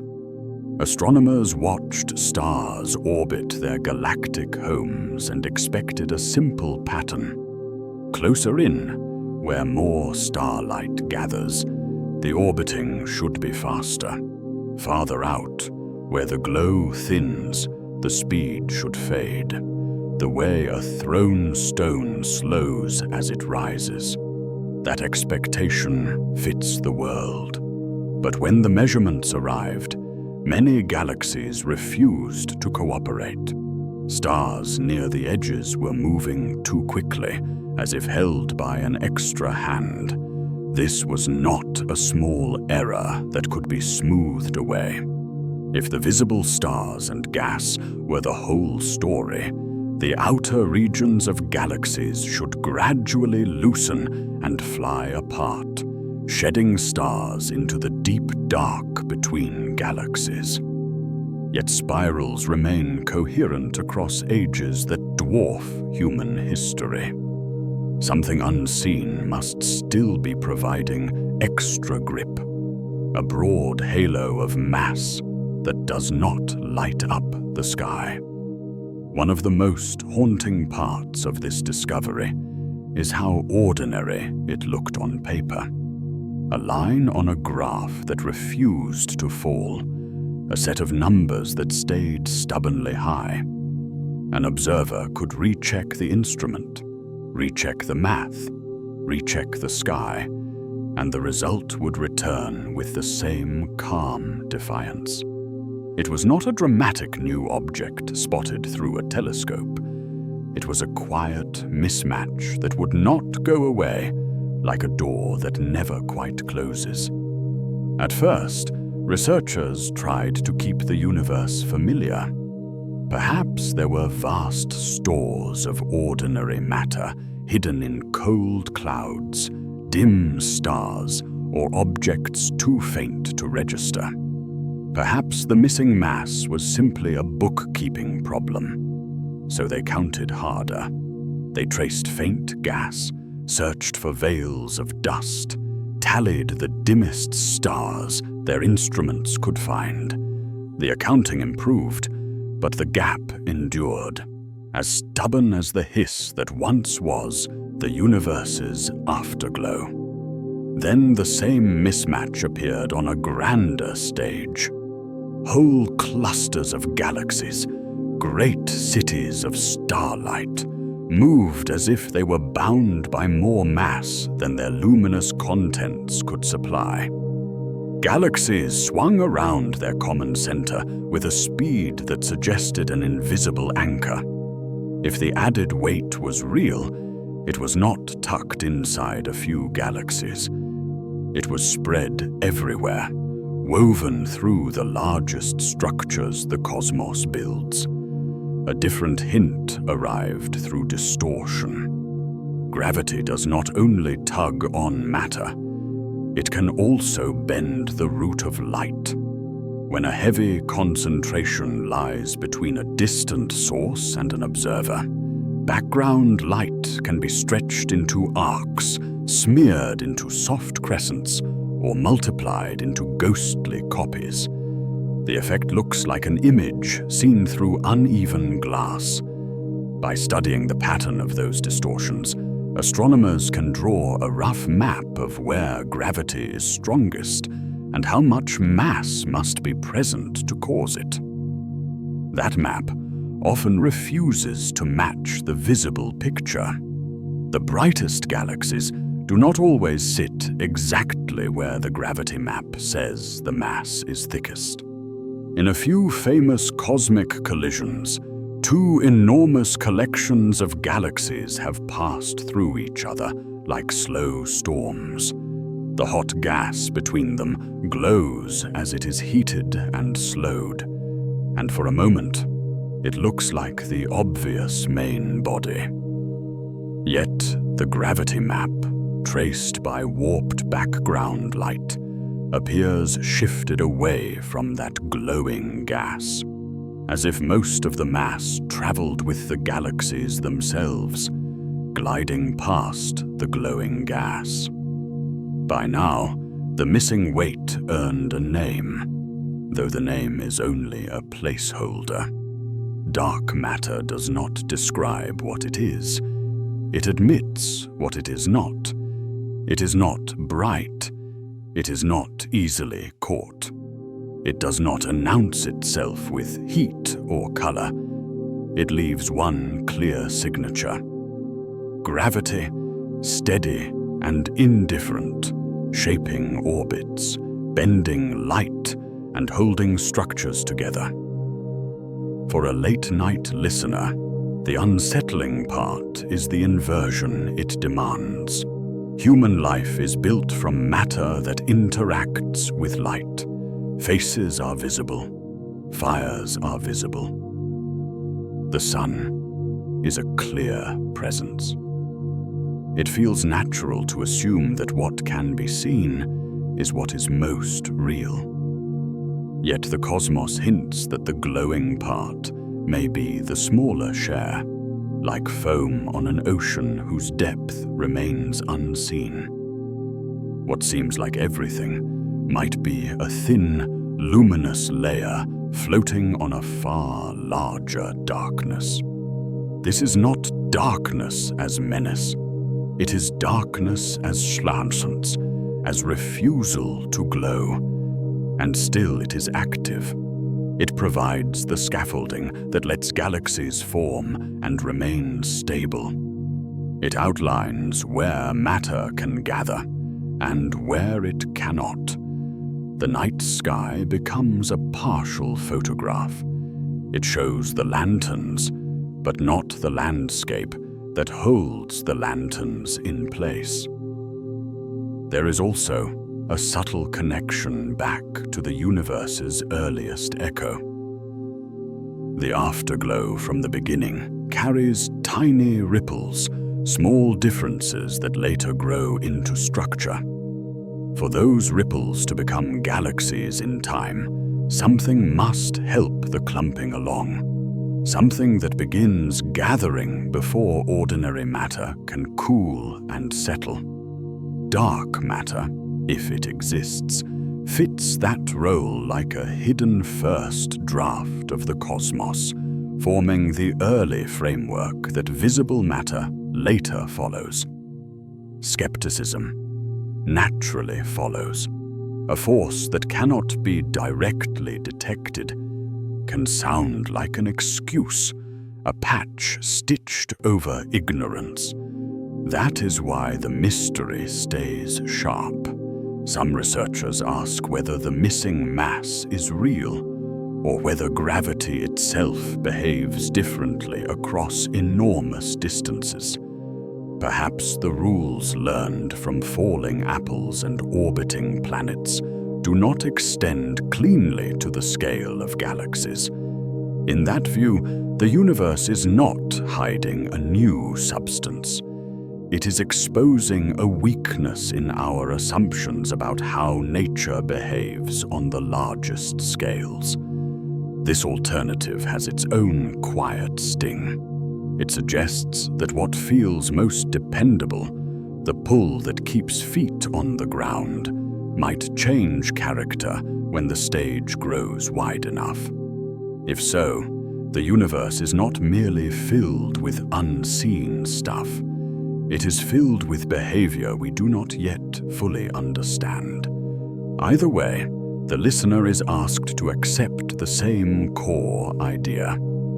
The cosmos is not obligated to match the human sense of what should be simple. As the arguments continue, another pattern has emerged. The hidden pull seems to sketch a framework across space, a loose net where galaxies collect along long strands and gather into knots. Stars and gas appear to drape themselves over this invisible structure, as if the darkness laid down the roads first and the bright matter arrived later, like travelers following paths they cannot see. That idea changes how emptiness feels. If a hidden framework guides where galaxies form, then it also defines where galaxies do not form. Structure implies gaps. The same cosmic architecture that builds crowded filaments leaves behind vast open stretches where little gathers at all. In those regions, even the echo of creation seems to pass through without interruption, and the sky looks almost too clean. The mystery deepens because the unseen mass still refuses to show its face. People build detectors in quiet places, shield them from stray interference, and wait for the faintest tap that might reveal what the darkness is made of. So far, nothing decisive has arrived. Confirmations remain indirect, written in the language of motion and bending, not in the language of touch. The universe keeps its secret with patience. Still, the influence is impossible to ignore.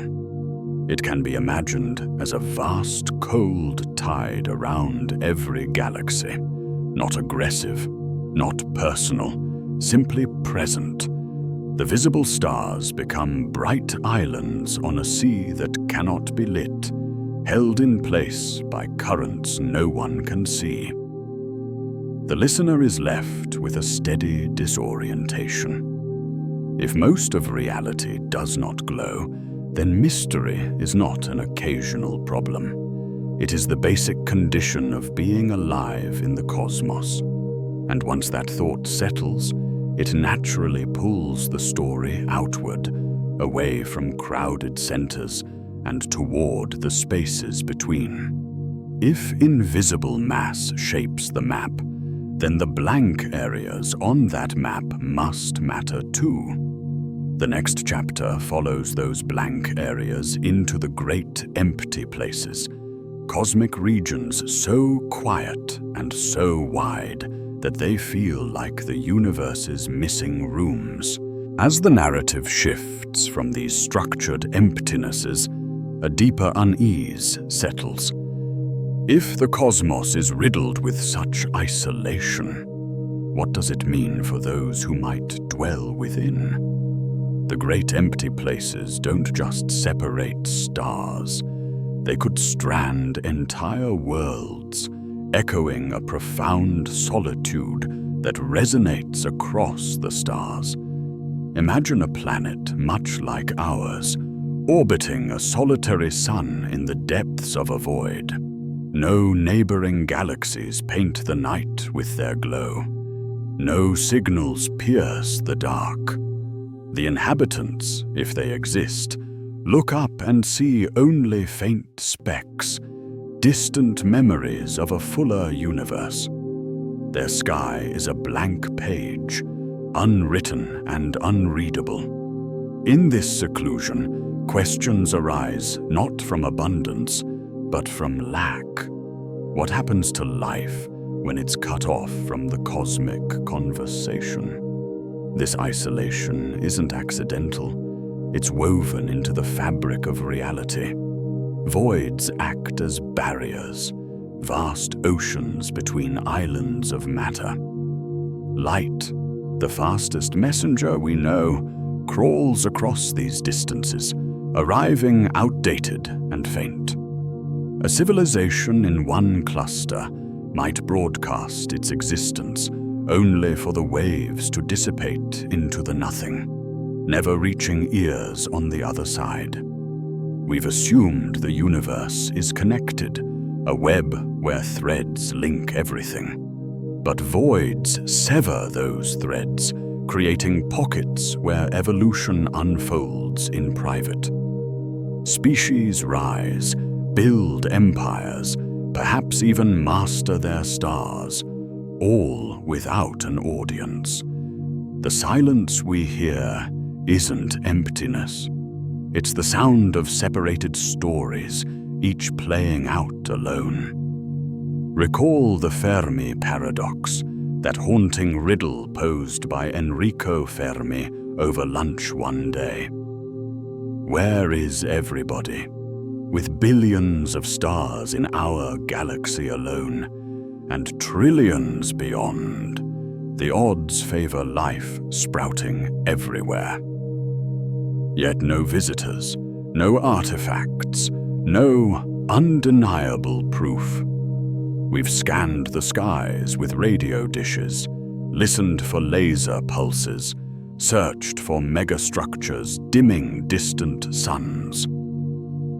Nothing. The voids offer a simple, chilling explanation. Distance is the great filter.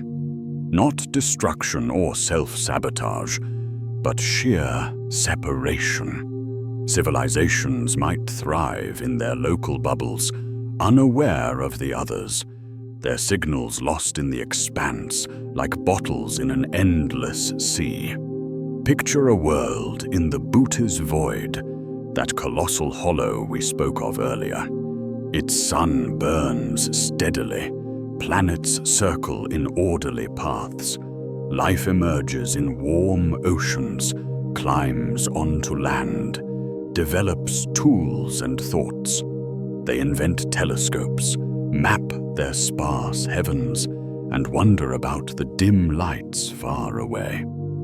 Do they dream of contact, launching probes into the black? Those probes would travel for eons, crossing emptiness that swallows ambition whole.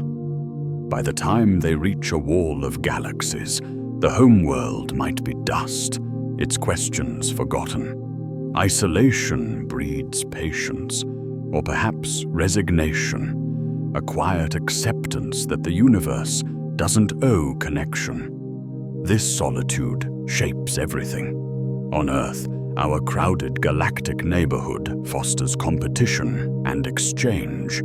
Stars close enough to influence one another. Supernovas seeding elements for new worlds. In a void, such events are rare whispers. Planets might form with fewer heavy metals, limiting technology's growth. Life could evolve slower, simpler, never reaching the complexity needed for radio waves or spaceships. Or perhaps it surges ahead, unhindered by interference, developing in ways we can't imagine. Telepathic networks spanning their lone system, or beings merged with machines, exploring inward realms instead of outward voids. The absence of others turns the mirror inward, forcing innovation from within. But what if isolation isn't just physical? It could be existential, a cosmic law enforcing loneliness. Dark energy, pushing everything apart, ensures voids grow, widening the gaps. In billions of years, even nearby galaxies will recede beyond the horizon, light unable to bridge the divide. Our observable universe shrinks, stranding us in our own void. This future echoes the present for those already isolated. Theories suggest some voids are so deep that their inhabitants perceive a different cosmos, fewer galaxies, altered constants, a reality tuned to solitude. What myths would they tell? Gods of the empty, spirits in the vacuum, or perhaps no gods at all, just the self in eternal quiet. Astronomers ponder this through simulations, vast digital universes where they tweak parameters and watch. In one run, density fluctuations create voids that quarantine life, preventing interstellar empires. Contact becomes improbable, not impossible. A matter of luck against staggering odds. The rare Earth hypothesis gains traction here. Not only must conditions be perfect for life, but location matters too. Tucked in a void's edge, we might be on the fringe, close enough to see the web, but too far to touch it. Our signals beam out, but voids absorb them, diffusing energy into heat that warms nothing. Yet, hints tease at exceptions. Rogue planets, ejected from their systems, wander voids like nomads. Could life cling to them? Subsurface oceans heated by internal fires. These drifters cross the empty potential bridges between realms, or consider wormholes, theoretical tunnels folding space. If they exist, voids might hide them, shortcuts through the nothing. But stability eludes us. Most models collapse them before use. Still, the idea lingers. A forbidden path, guarded by emptiness, waiting for the bold. In this profound aloneness, mystery deepens. Why design a universe with such divides? Inflation theory points to the Big Bang's burst, stretching space unevenly. Quantum jitters in that primordial soup birthed the clumps and hollows. But some whisper of purpose, a cosmic architect ensuring separation. Forbidden knowledge, perhaps. Contact brings danger, voids as firewalls against contagion. Ideas, diseases, or worse. Ancient texts hint at this. Myths of divided heavens where gods quarantine realms to prevent chaos.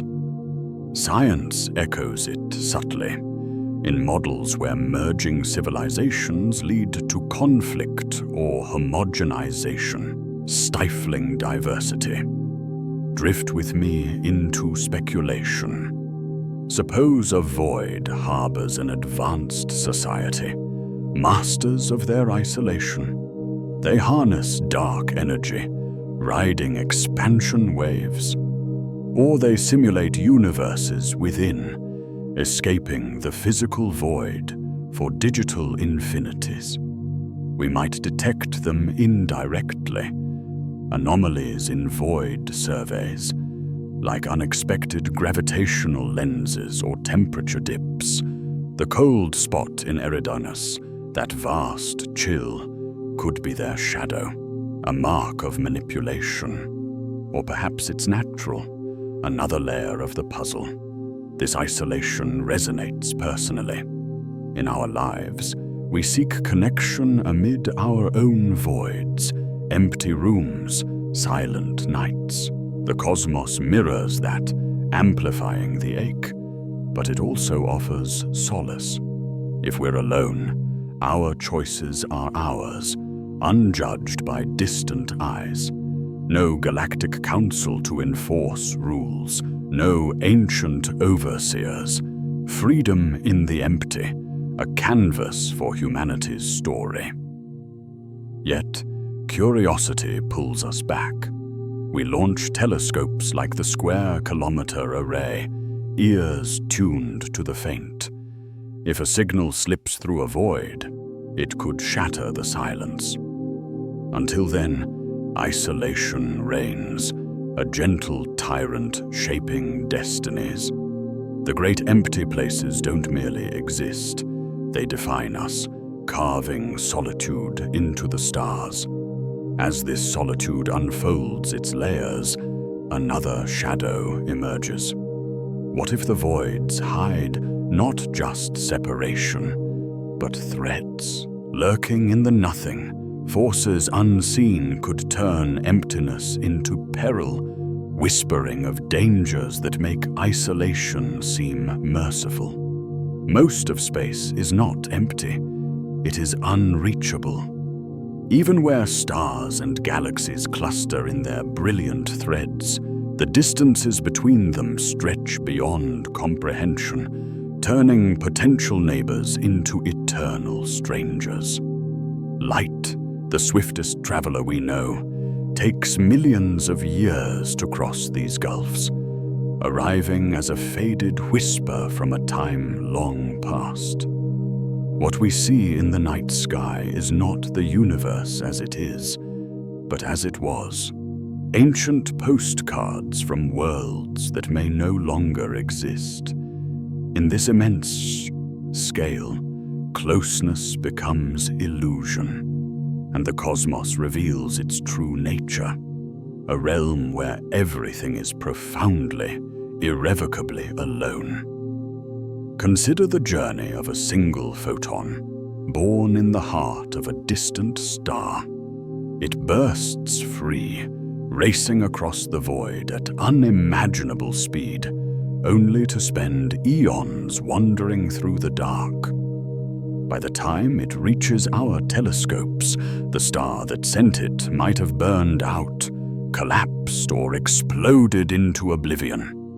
We celebrate these arrivals as glimpses of wonder, yet they underscore the separation. The universe isn't withholding its secrets out of malice. It's simply too vast for timely conversation. Signals degrade, energies dissipate, and connections fade before they form.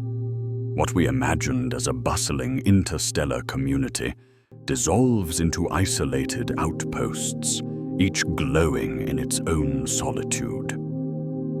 This unreachable quality defines more than astronomy.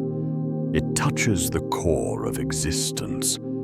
On Earth, we bridge distances with ease, a message sent across continents in seconds, a flight spanning oceans in hours. We assume the same logic applies upward, that advanced beings could conquer space as we conquer land. But the numbers betray that hope. The average distance between stars in our galaxy is about 4 light-years, a span that even our fastest probes would take tens of thousands of years to cross. Scale that to intergalactic voids, and the barrier becomes absolute. A civilization on the far side of Andromeda, our nearest major galaxy, would see Earth as it was 2.5 million years ago, when early humans were just learning to walk upright.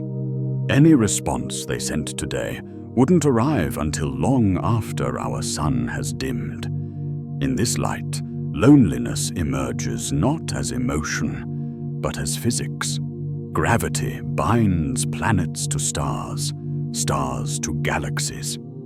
But beyond those local ties, the expansion pulls everything apart.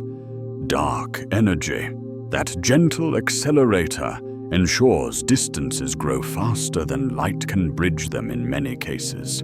Horizons form, beyond which events unfold, forever hidden.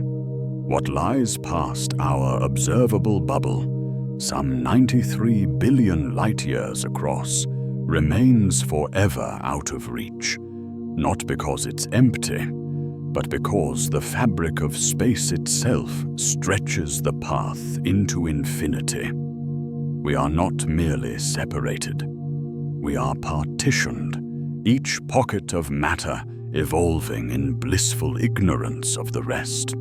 Drift through this reality, and a quiet calm settles. The ache of isolation softens into acceptance when viewed on cosmic terms. Ancient philosophers spoke of humanity as the measure of all things, centering ourselves in a cozy cosmos. Copernicus displaced us from the middle, Darwin from uniqueness, and now cosmology from connectivity. Yet this displacement brings a strange peace. No crowded heavens watching our every move, no distant judgments raining down, just the serene vastness where our small blue world spins undisturbed.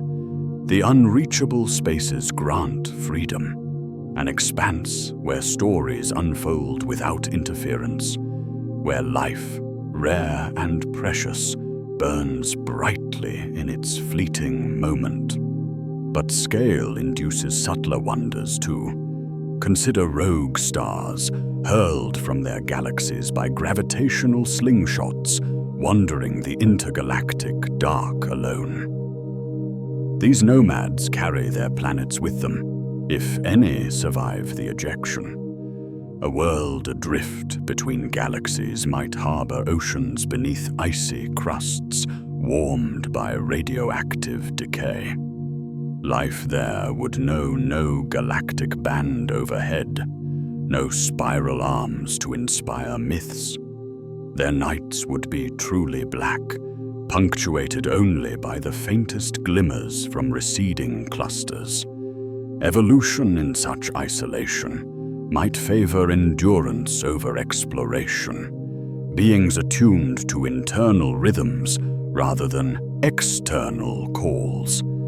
The distance that isolates them also protects, shielding from supernovas, black hole mergers, the violent dramas of crowded regions. We too feel this pull toward the edges. Our Milky Way hurtles through space, influenced by nearby clusters, yet buffered by local voids. The motion carries us into ever-widening emptiness, a slow drift from the dense heart of the cosmic web. In the far future, as expansion accelerates, even Andromeda's approach, our one destined merger will reverse, pulled away by the unrelenting stretch. Galaxies will vanish one by one over the horizon, leaving our descendants in a sky dominated by our own stars alone. This inevitable solitude mirrors the present for countless others, worlds where distance has already claimed its victory. What we call emptiness is often this unreachability in disguise. The voids we explored earlier aren't truly barren. They're traversable in theory, yet impractical in reality. Energy costs soar exponentially with distance, fuel for acceleration, time for deceleration, radiation shielding against the long haul. Even hypothetical drives, bending space, or tunneling through dimensions demand resources beyond imagination. Civilizations might rise to stellar mastery, harnessing their sun's output, yet balk at the gulf beyond. Why venture into the unreachable when local abundance suffices? The universe encourages inward focus, self-contained gardens flourishing in isolation. This framing shifts our perspective on exploration. We've sent voyagers beyond the solar system, tiny emissaries carrying golden records of human voices, music, images. They drift now in the interstellar medium, destined to wander for billions of years. The odds of encounter are vanishingly small, not because space lacks listeners, but because it's too sprawling for coincidence. Plaque and broadcast alike fade into the background, absorbed by the vastness. Yet there's poetry in the attempt, a quiet defiance against the scale, a whisper thrown into the wind. In quieter moments, this unreachability invites reflection. We fill our lives with connections, fearing the void within as much as without. But the cosmos models a different way, serene detachment, where distance preserves individuality. Galaxies maintain their shapes not despite separation, but because of it. Too close, and they tear each other apart. Apart, they dance in graceful orbits around shared centers. Perhaps intelligence follows suit, thriving in pockets, undisturbed, developing unique paths untempered by outside influence. Still, the mind wanders to possibilities tucked in the unreachable. Parallel evolutions on worlds we can never see, societies pondering the same stars from inverted views, beings who mastered quantum entanglement for instant communication, bypassing light's limit, or those who abandoned physical travel for uploaded consciousness, exploring simulated infinities. Or simpler lives, content with their star's warmth, never dreaming of the beyond. The distance ensures diversity, a multiverse of experiences shielded from homogenization. As this existential calm deepens, a single question rises gently from the quiet. If the universe teems with potential for life, scattered across these unreachable expanses, then where is everyone? Why does the silence persist, not just in our corner, but seemingly everywhere we can reach? This enigma, born of scale and solitude, pulls us toward the heart of the mystery, inviting us to confront the possibilities that explain the absence. The universe will not end loudly. It will dim, not with a bang that echoes through the void, nor a crunch that collapses everything into a single point, but with a slow, inexorable fade, like a fire burning down to embers in the quiet of a long night. The stars will exhaust their fuel one by one. Galaxies will drift apart on the swelling tide of dark energy, and the cosmos will cool into an eternal hush. This is the fate painted by the observations we have gathered, the steady acceleration of expansion, the measured dominance of invisible forces, the patient accounting of matter and energy. What began in brilliance will unwind in gentleness, a gradual release rather than a dramatic close. Picture the timeline unfolding over scales that dwarf human imagination. In the coming billions of years, our sun will swell into a red giant, engulfing inner planets before shedding its outer layers into a glowing nebula. Other stars will follow suit, the more massive ones exploding as supernovas, seeding space with heavy elements one final time. But these bursts will grow rarer as hydrogen reserves dwindle. Star formation, that vibrant birthing process in nebulae, will slow and cease.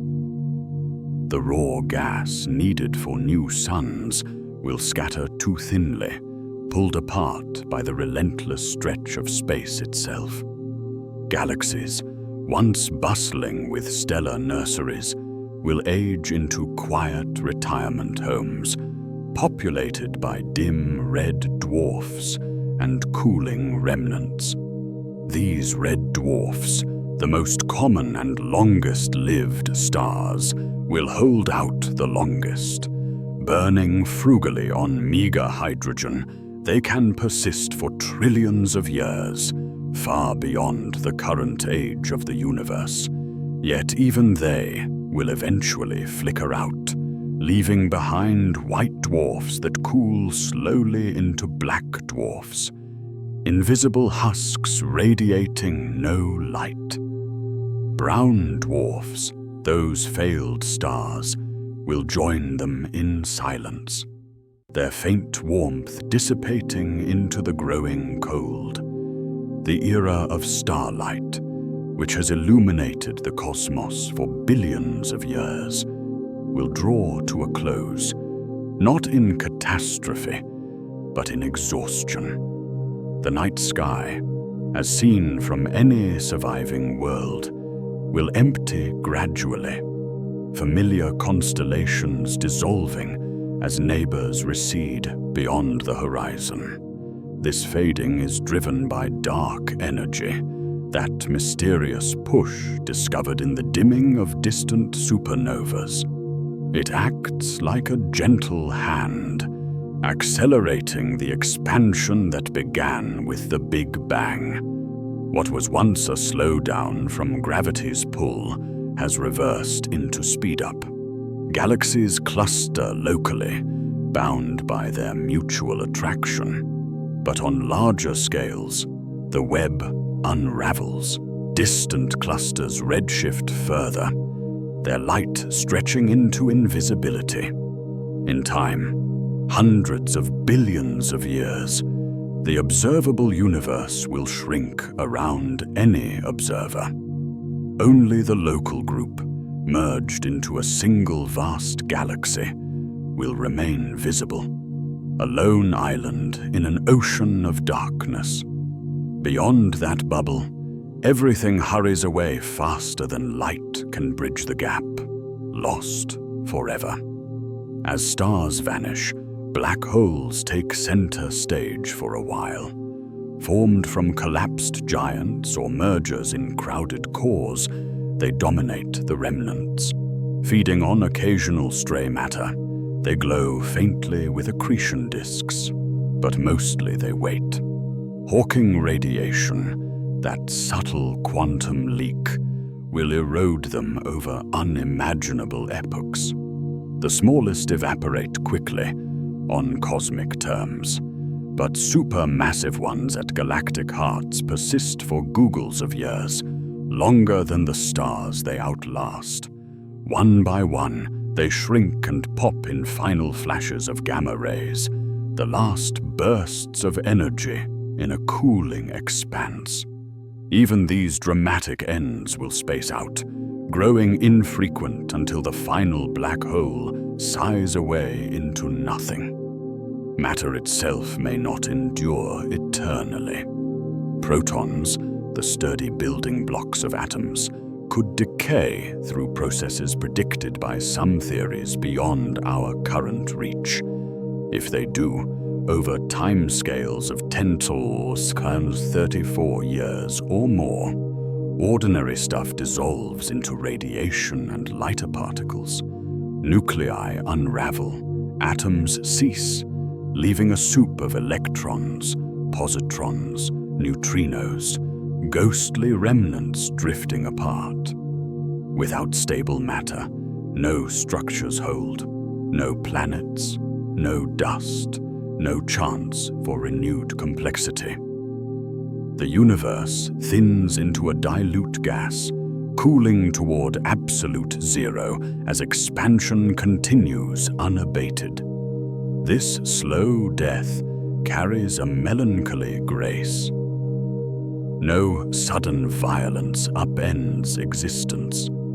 Instead, a peaceful unwinding, like breath easing from a sleeping form. The heat death, as it's called, equalizes everything into uniformity, maximum entropy, where no gradients remain to drive change.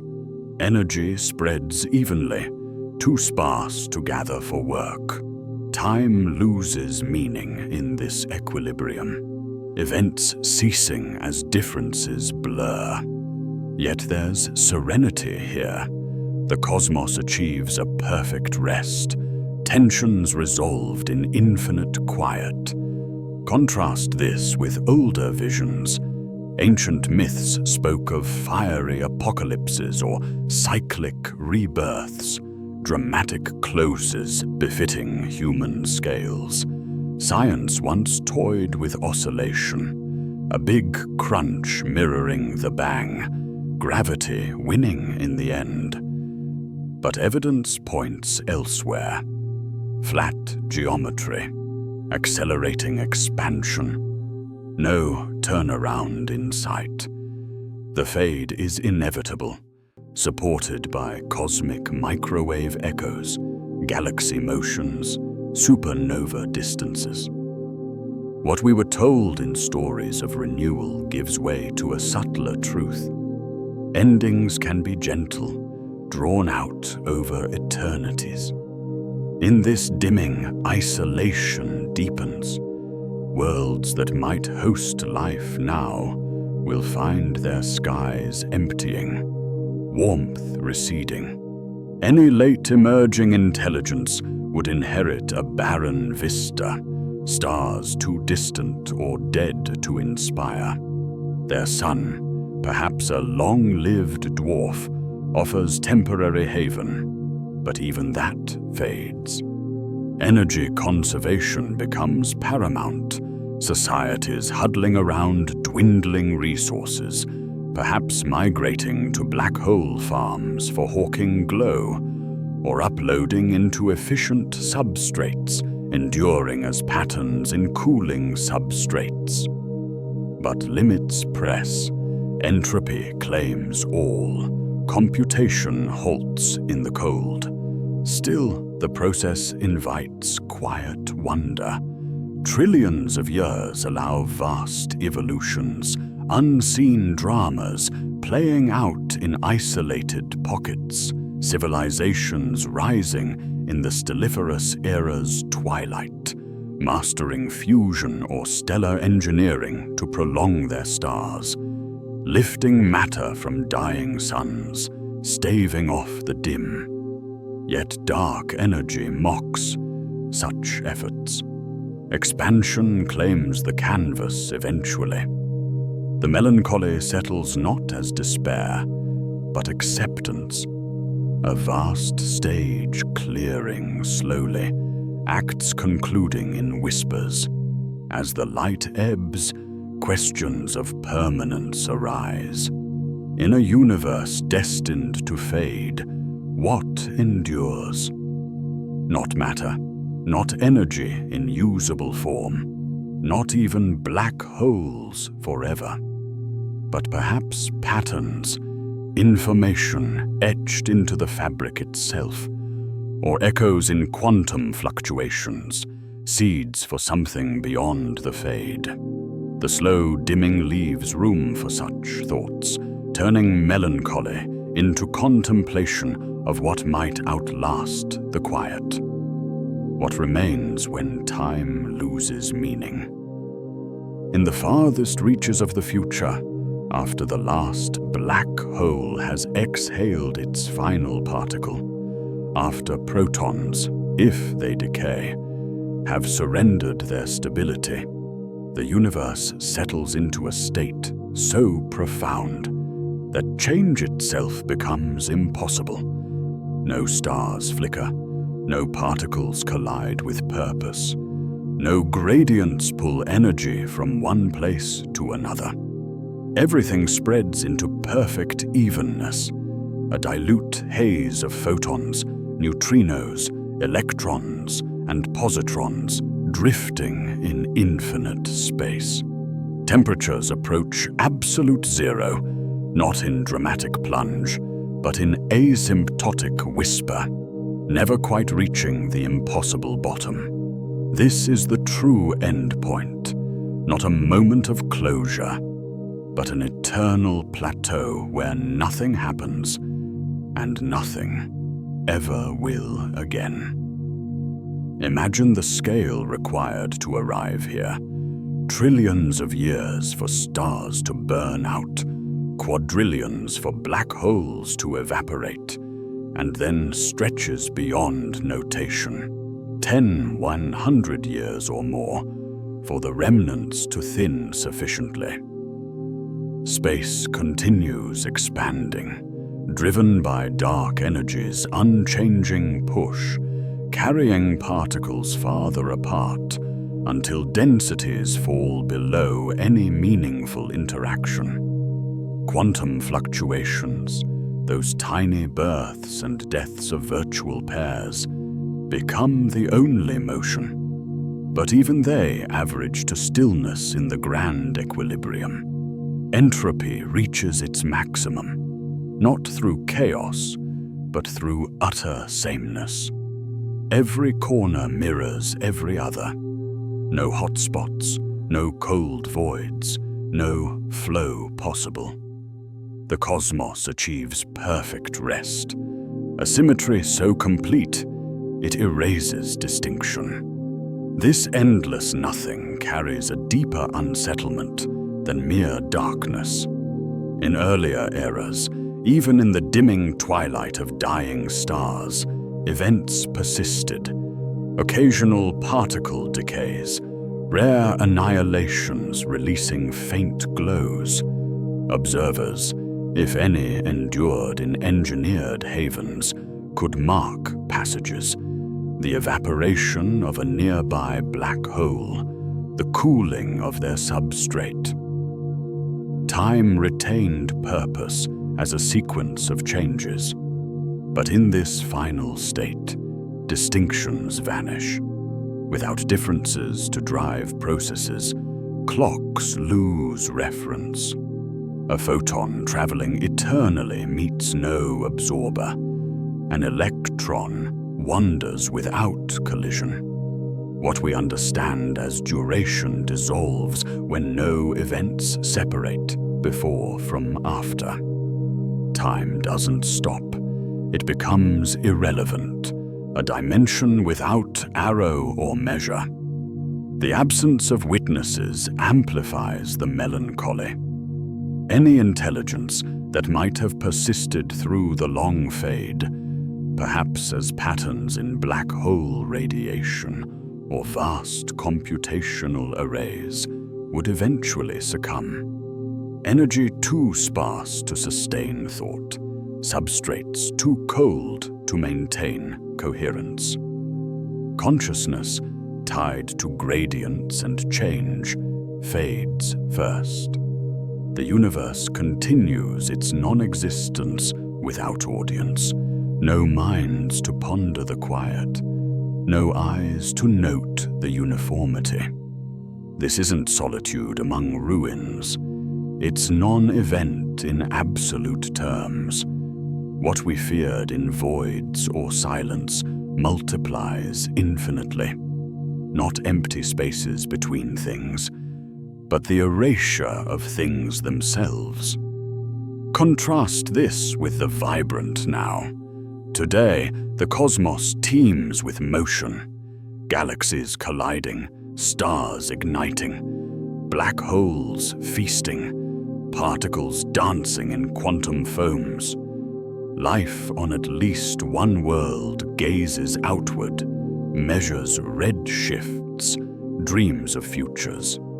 Entropy climbs, yes, but from a low base, allowing complexity to flourish in pockets. Suns burn brightly, supernovas forge elements, planets host oceans, and atmospheres ripe for emergence. Time flows meaningfully, marked by births, evolutions, discoveries. The universe speaks in gravitational waves, cosmic rays, light across spectra. Yet all this richness heads toward the plateau, the long dilution where dynamism exhausts itself. Some theories soften the edge. Eternal inflation might birth new bubbles beyond our horizon, pockets where Big Bangs restart the cycle. Quantum effects could tunnel through to fresh configurations, avoiding true equilibrium. Or the decay constants might spare protons, leaving scattered electrons in endless orbits. But dominant models point to heat death as inevitable, supported by thermodynamics' inexorable arrow. What began in low entropy, smooth yet fluctuating post-inflation, unwinds fully. No violation, just completion. This endless nothing invites a quiet reflection. In human terms, we dread oblivion, the personal fade into non-awareness. Scaled cosmically, it mirrors yet transcends that fear. No suffering, no awareness of loss, simply cessation of story. The unsettling core lies in meaninglessness, a universe that birthed wonder, complexity, perhaps thought, only to dissolve into irrelevance. No judgment, no purpose revealed, just physics unfolding to its logical rest. Yet within this vast unwinding, pockets of defiance once shone. Civilizations might have engineered brief extensions, harvesting black hole spin, migrating to efficient forms. But limits bind even ingenuity. The second law claims all usable energy eventually. The plateau arrives regardless, patient and impartial. Drift here in contemplation, and the immensity settles like cool night air. No drama in the end, no cosmic sigh, just equilibrium achieved across infinity.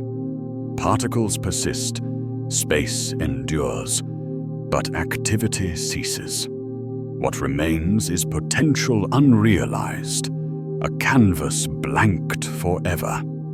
This distant forever casts a gentle light backward. In the face of such ultimate nothing, the present gains weight. Our fleeting era, with its light, motion, and questions, stands as the rare interlude where something happens. The silence we ponder today, the mysteries unsolved, become precious against the backdrop of eternal non-event. As the far future recedes into irrelevance, we return to now, this vibrant, uncertain moment under quiet stars, where time still means everything. This moment is unusually alive. Look around you, through the lens of the cosmos, and feel the vibrancy that pulses in every direction. Stars blaze in their prime. Nurseries of gas and dust swirl into new suns. Galaxies dance in intricate webs, colliding and merging with graceful violence. Planets teem with potential, some shrouded in thick atmospheres, others glistening with oceans under steady light. Here, in this slender slice of cosmic time, the universe hums with activity. a symphony of creation and change that feels eternal, yet is anything but. We exist in a rare window, a fleeting era where light dominates the dark, where complexity flourishes against the pull of entropy, where the raw stuff of existence still gathers into wonders rather than drifting apart into silence. Consider the vast timeline we have traced, from the fiery dawn of the Big Bang through eons of expansion and cooling to the long fade ahead, the dimming of stars, the evaporation of black holes, the endless plateau of nothing. Most of that expanse lies in the past or future, stretches of time barren of the brilliance we take for granted. In the earliest moments, the universe was too hot, a plasma soup where atoms could not form, let alone stars or worlds. Light scattered endlessly, no structures to catch it. Then came recombination, the cosmic microwave glow, but still uniformity reigned, smooth, featureless, waiting for gravity to sculpt fluctuations into the web we know. Star formation peaked billions of years ago, in a youthful burst when gas was dense and collisions frequent. Galaxies glowed fiercely, quasars outshone entire clusters, supernovas peppered the dark with heavy elements. That era has passed. Today we live in the aftermath, a maturing phase where births slow but persist. Nebulae still cradle infant stars, spirals like ours host active cores, mergers like the future Andromeda Milky Way union promise fresh fire. Yet this stelliferous era, the age of stars, is a brief interlude. In mere trillions of years, it yields to degeneration, remnants cooling in isolation. The window narrows, the time when light shines brightly, when energy flows freely enough for complexity to climb. This aliveness manifests in subtle ways: protons stable, atoms enduring, chemistry vibrant. Elements forged in stellar hearts scatter to form rocks, ices, organics, building blocks assembling into worlds. Habitable zones abound around steady suns, moons tugged into resonance, geothermal vents bubbling on ocean floors. Life, at least here, seized the opportunity swiftly, turning sterile seas into teeming biospheres. Evolution wove simplicity into diversity. Forests breathing oxygen, oceans hosting minds that ponder the depths. Intelligence emerged, fragile yet persistent, crafting tools to peer outward, to measure the glow and wonder at its source. What makes this moment rare is its clarity. The universe has expanded just enough for light to travel far, revealing distant galaxies as they were billions of years ago, snapshots of youth preserved in red-shifted glow. Telescopes capture the afterglow of creation, map the web of voids and filaments, trace dark matter's invisible hand. We see deeply because space has stretched, cooling the plasma to transparency. Too early, and fog obscured everything. Too late, and expansion will carry clusters beyond horizons, skies emptying to local remnants. Now we inhabit the sweet spot, a cosmos old enough for structure, young enough for abundance. Contrast this with the extremes. In the far future, Any observer, should one endure, would gaze upon a barren vista, a merged local galaxy of dead stars surrounded by impenetrable dark. No distant lights to inspire questions, no ancient echoes to decode.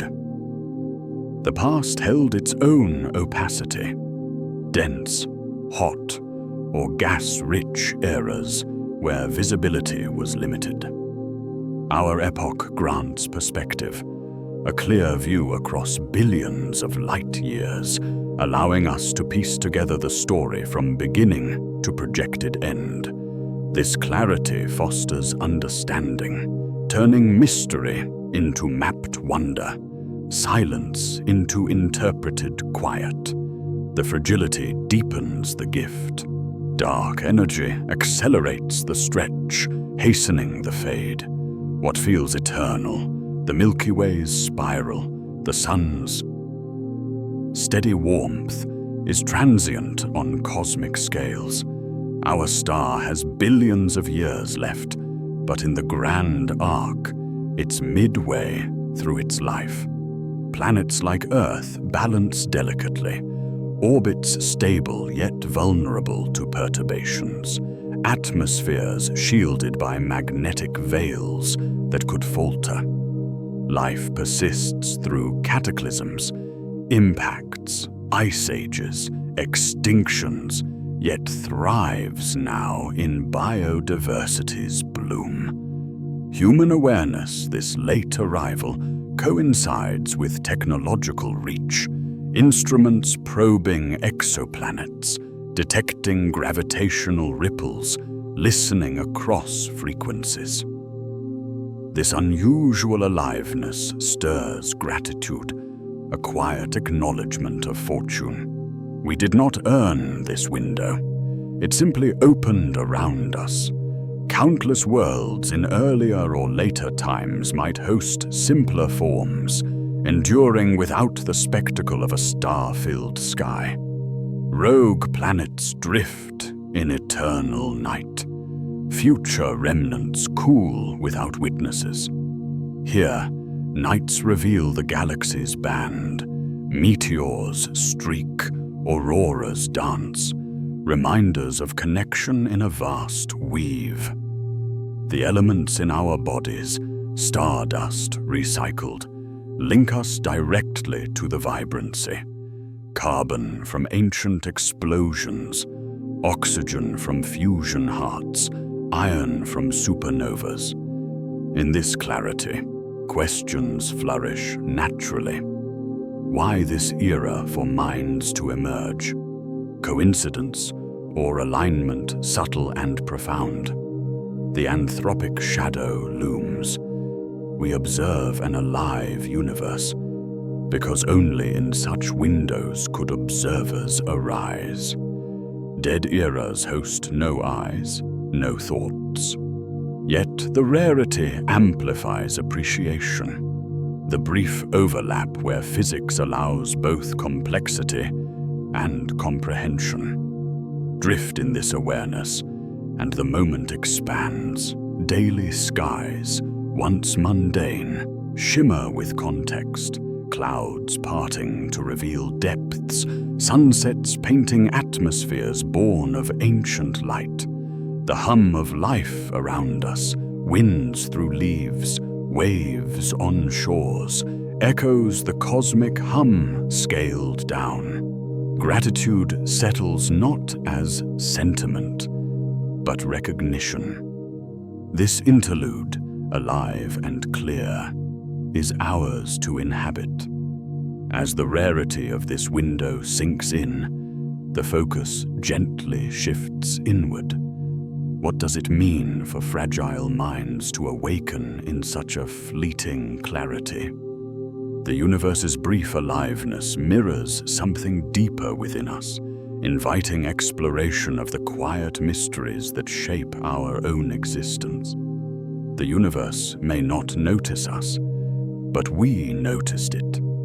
In the vast indifference we have traced through voids and silences, fades and fleeting windows, one quiet anomaly stands apart: the emergence of minds capable of wonder.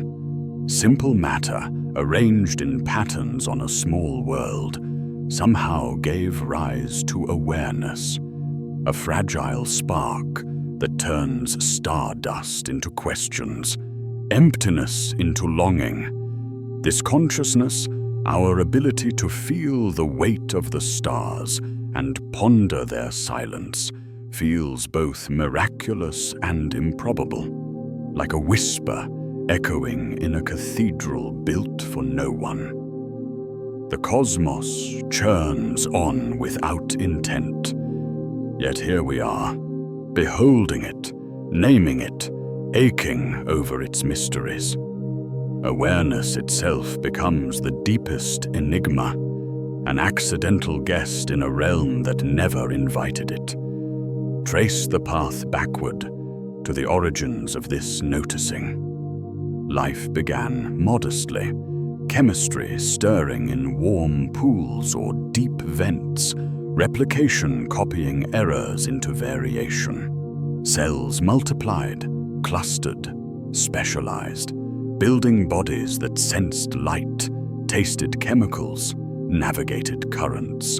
Brains evolved as coordinators, networks of neurons firing in patterns, mapping environments for survival. In fishes, reptiles, mammals, these circuits grew denser, faster, weaving predictions from sensations, emotions layered on, fear to flee, pleasure to approach, guiding choices in complex worlds. Then, in one lineage on one planet, something shifted subtly. Reflection emerged, a loop where the mind observed itself observing. This was no destined pinnacle, no cosmic plan unfolding toward thought. Evolution favors utility, not insight. Larger brains demand energy. Fragile skulls risk injury. Self-awareness invites doubt and despair. Many branches thrived without it. Insects swarming in perfect instinct. Octopuses mastering camouflage with distributed intelligence. Ecosystems balancing without philosophy. Consciousness likely arose as byproduct. Enhanced social coordination in primates. Theory of mind to read allies and rivals. Language to share hunts and warnings. Mirror neurons, perhaps, echoing others' actions into empathy. The accident compounded. Tools shaped hands, fire warmed nights, stories bound tribes. Awareness deepened, turning survival into contemplation. Yet the universe offered no blueprint for this. Physics governs particles, forces, fields, blind laws yielding stars and voids alike. Chemistry assembles molecules without purpose. Biology selects traits without foresight. Nowhere in equations does meaning appear, nor wonder. Matter obeys gravity, electromagnetism, quantum probabilities, indifferent to outcomes. Galaxies collide in grandeur, black holes devour with fury, yet no awareness stirs within them. Planets form, atmospheres brew, oceans rise, most barren, some seeded with life that flickers and fades. On Earth, the spark caught and grew, but it could have missed entirely. A different impact, shifted climate, altered mutation, and minds never awaken. This accidental quality unsettles gently. We feel central, our thoughts profound, experiences vivid, pain stings, joy lifts, love binds, realities so immediate they seem essential. But zoom outward, Earth a pale dot, humanity a thin film on its surface, consciousness a late bloom in one corner of one galaxy. The cosmos neither needs nor acknowledges it. Stars burn regardless of observers. Voids expand without witness. If awareness vanished tomorrow, extinction through folly or fate, the universe would continue unchanged, dark energy stretching the web, remnants cooling in isolation. Our noticing adds nothing to the mechanics, alters no trajectory. Contrast this with the pull we feel. Nights under clear skies evoke awe, not indifference. Telescopes reveal depths, and hearts quicken. Music stirs, art captures fleeting beauty. Questions cascade. Why existence? Why suffering? Why this capacity to ask? The accident of consciousness creates its own gravity, drawing us inward even as the outward vastness repels. We build myths to explain our place, gods watching, destinies woven, yet evidence whispers otherwise. No special provision, no cosmic audience. Awareness arose from the same impartial processes that forge nebulae or erode mountains, a side effect of complexity in a system driven by entropy. Reflect on the fragility. Brains are delicate, networks of cells, electrochemical whispers easily disrupted. Dreams dissolve at waking, memories fade, identities shift with injury or age. Consciousness flickers like candlelight, dependent on blood flow, oxygen, neural harmony. Across species it varies. Dogs dream yet lack our recursion. Elephants mourn without abstract futures. Human minds alone, or nearly, craft symbols, project across time, imagine alternatives. This pinnacle feels accidental too, cultural sparks igniting in small groups, language exploding into abstraction, writing preserving across generations. A few contingencies, ice ages driving adaptation, fertile crescents nurturing surplus, and the trajectory alters entirely. In this light, our noticing becomes poignant. The universe, vast and mute, gains reflection only through us. Galaxies that swirled unseen for billions of years now exist in awareness, named, mapped, marveled. Silence that enveloped everything finds an ear to hear it, a voice to question it.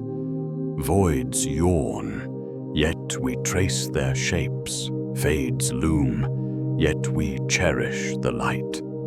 Consciousness transforms indifference into mystery, absence into longing. It hurts sometimes, this knowledge of transience, isolation, but it also illuminates. Joy in connection, beauty in patterns, curiosity driving discovery. Gifts of the accident. Perhaps this emergence hints at something deeper, not purpose, but possibility. Complexity breeds surprises. Networks self-organize into emergence beyond parts. Consciousness might be one such layer, inevitable where conditions align densely enough. Or rare, a fluke balanced on knife edges. Either way, it reframes the fragile now. Not just a window of cosmic aliveness, but one where aliveness notices itself. The introspection deepens naturally. If awareness is an uninvited accident in an uncaring expanse, what meaning can we claim? The universe offers none ready-made, yet our noticing demands we seek it, forging purpose from the quiet, turning accident into intention. By all logic, we should not be alone. The universe stretches out in every direction, a tapestry woven with hundreds of billions of galaxies, each one home to hundreds of billions of stars. Around many of those stars, worlds circle in quiet orbits, some bathed in just the right warmth, others shrouded in atmospheres that could cradle oceans or skies. The building blocks of life, carbon, hydrogen, oxygen, nitrogen, drift everywhere, forged in stellar furnaces and scattered by ancient explosions. Water, that gentle solvent of existence, freezes on distant comets, flows beneath icy moons, and once rained down on young planets like ours. Time itself has been generous, granting billions of years for simple sparks to kindle into complexity. Everything aligns, whispering that life should bloom in countless places, evolving, thinking, reaching outward. Yet when we listen, the cosmos returns only quiet. Begin with the stars themselves. They are not rare exceptions, but the rule, igniting across the vastness like embers in an endless night. Our own sun is ordinary, a middle-aged yellow dwarf among trillions. Many stars burn steadier, longer, offering stable light for eons. Others flare brighter or dimmer, but the variety ensures that somewhere, conditions match what sparked life here.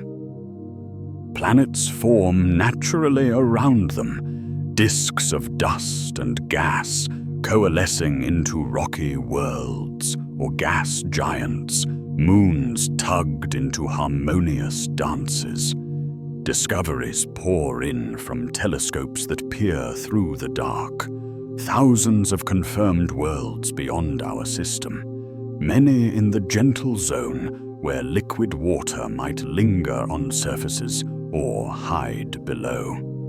Rocky planets with iron cores, silicate mantles, potential magnetic shields against stellar winds. The ingredients assemble themselves, drawn by gravity's patient hand. Life on Earth did not wait for invitation. It emerged swiftly once conditions softened, microscopic forms thriving in harsh vents or shallow pools. Chemistry favors complexity.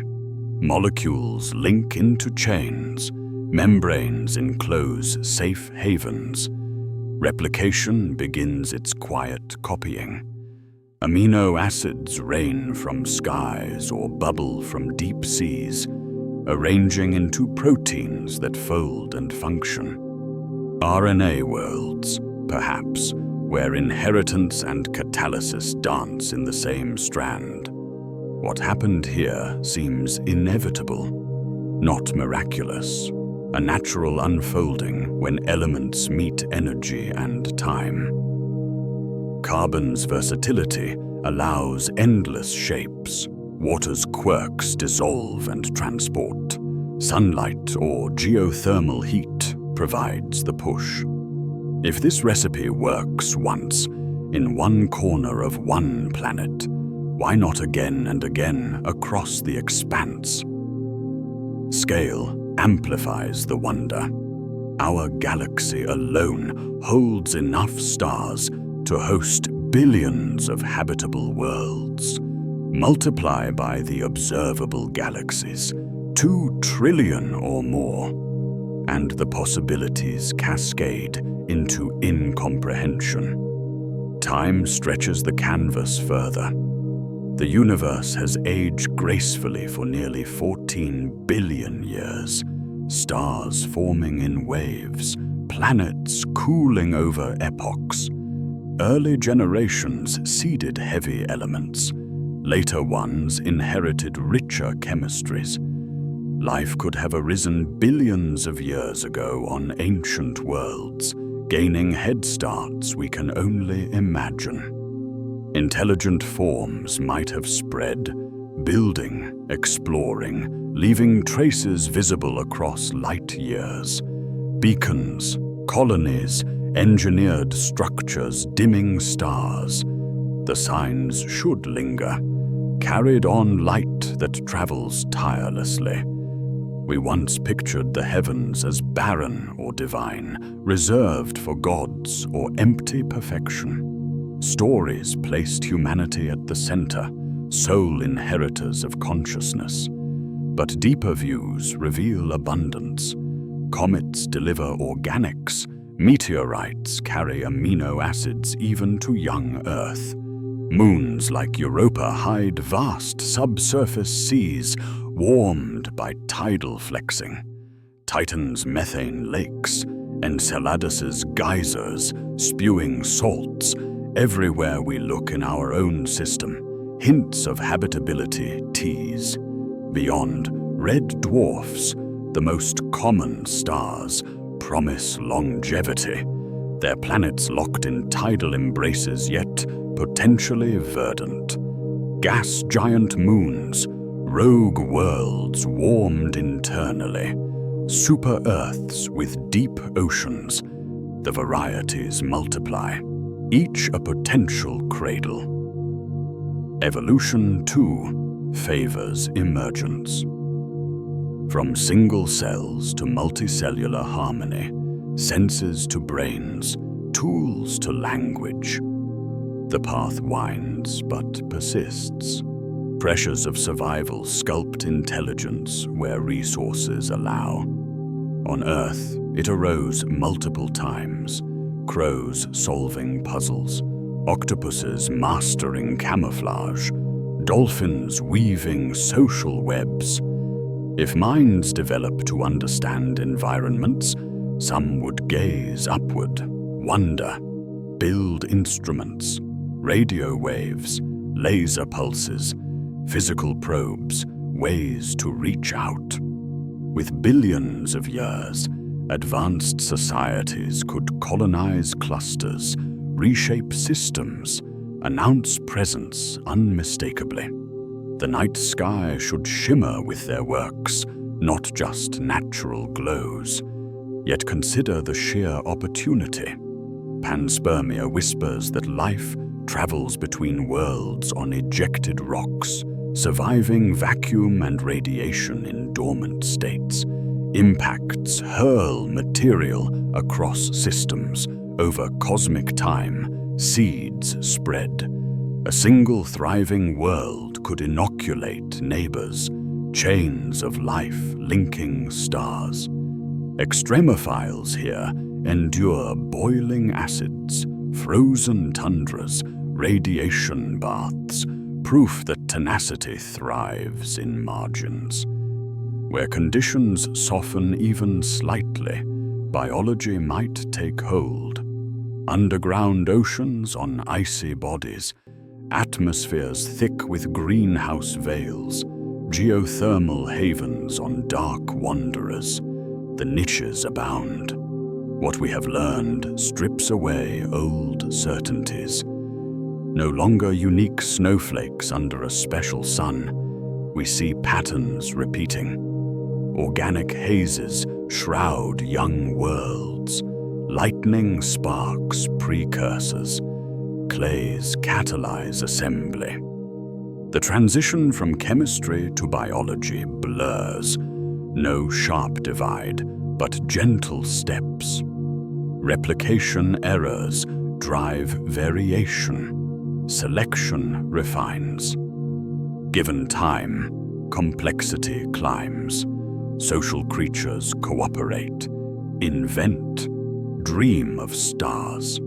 Some would endure, overcome local threats, expand, self-replicating machines, perhaps sent to harvest and build. The galaxy should echo with activity, ancient or young. This expectation builds quietly, like dawn creeping over horizons. We map ever more worlds, finding atmospheres with water signatures, oxygen hints, seasonal shifts. Each discovery nods to possibility. Here a temperate super-Earth, there a moon with plumes. Life's chemistry seems universal, carbon-water-based yet adaptable. Silicon alternatives, exotic solvents, diversity waits in extremes. Intelligence too varies, hive minds, solitary thinkers, merged collectives. Communication evolves from chemical signals to electromagnetic broadcasts. With patience, distances yield to ingenuity. The logic feels unassailable. Raw materials everywhere, stable homes plentiful, time abundant, processes reliable. Life should arise often, intelligence sometimes, expansion eventually. We should detect echoes, Dysoned stars, atmospheric technosignatures, artifacts in our own backyard.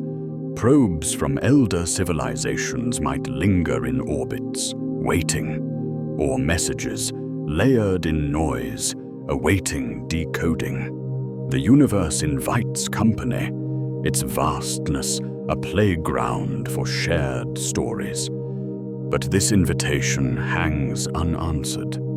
The more we expect voices, the deeper the quiet grows. What should be a chorus resolves into silence, turning anticipation into unease. As the expectation swells, the absence weighs heavier, making the quiet not just noticeable, but unbearable. A void that demands explanation. The universe is quiet where it should be deafening. If the logic of abundance holds true, if life sparks easily, intelligence follows, and advanced societies endure, then the cosmos should hum with activity. Radio waves should crisscross the galaxy like a vast conversation. Voices overlapping in languages born of alien minds. Lasers should pulse across systems, deliberate beacons cutting through the dark. Entire stars might dim under swarms of engineered habitats, their light harvested to fuel empires spanning clusters. Galaxies themselves could bear scars of grand works, rearranged orbits, artificial rings, or vast constructs visible from afar.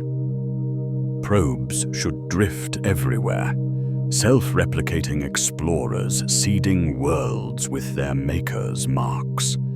The night sky, viewed through sensitive instruments, should reveal not just natural wonders, but unmistakable artifice, patterns too precise, changes too deliberate to ignore.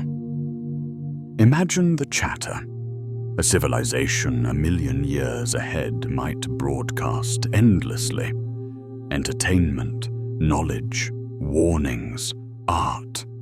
Their signals would flood space, overlapping with others from neighboring systems, building into a symphony of electromagnetic noise.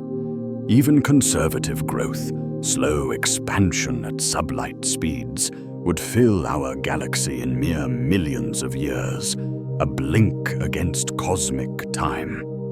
Colonies on thousands of worlds, megastructures encircling suns, interstellar networks linking minds across light years.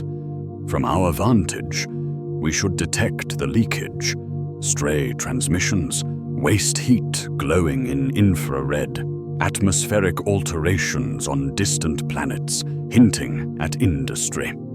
The Milky Way should glow with intention, not just starlight, yet we strain to listen and hear only the faint hiss of the Big Bang's echo, the static of natural sources. Decades of searching with ever larger dishes, scanning millions of stars across frequencies. Projects born of hope, refined by persistence. They tune to hydrogen's whisper, the universal clock, expecting narrow-band signals to pierce the broadband noise of quasars and pulsars. A deliberate ping, a mathematical sequence, anything artificial. But the results accumulate in silence. No confirmed beacons, no repeating patterns that defy natural explanation. The airwaves remain dominated by the universe's own breath. Cosmic microwaves, stellar winds, black hole mergers, rippling gravity. Look deeper, to the stars themselves.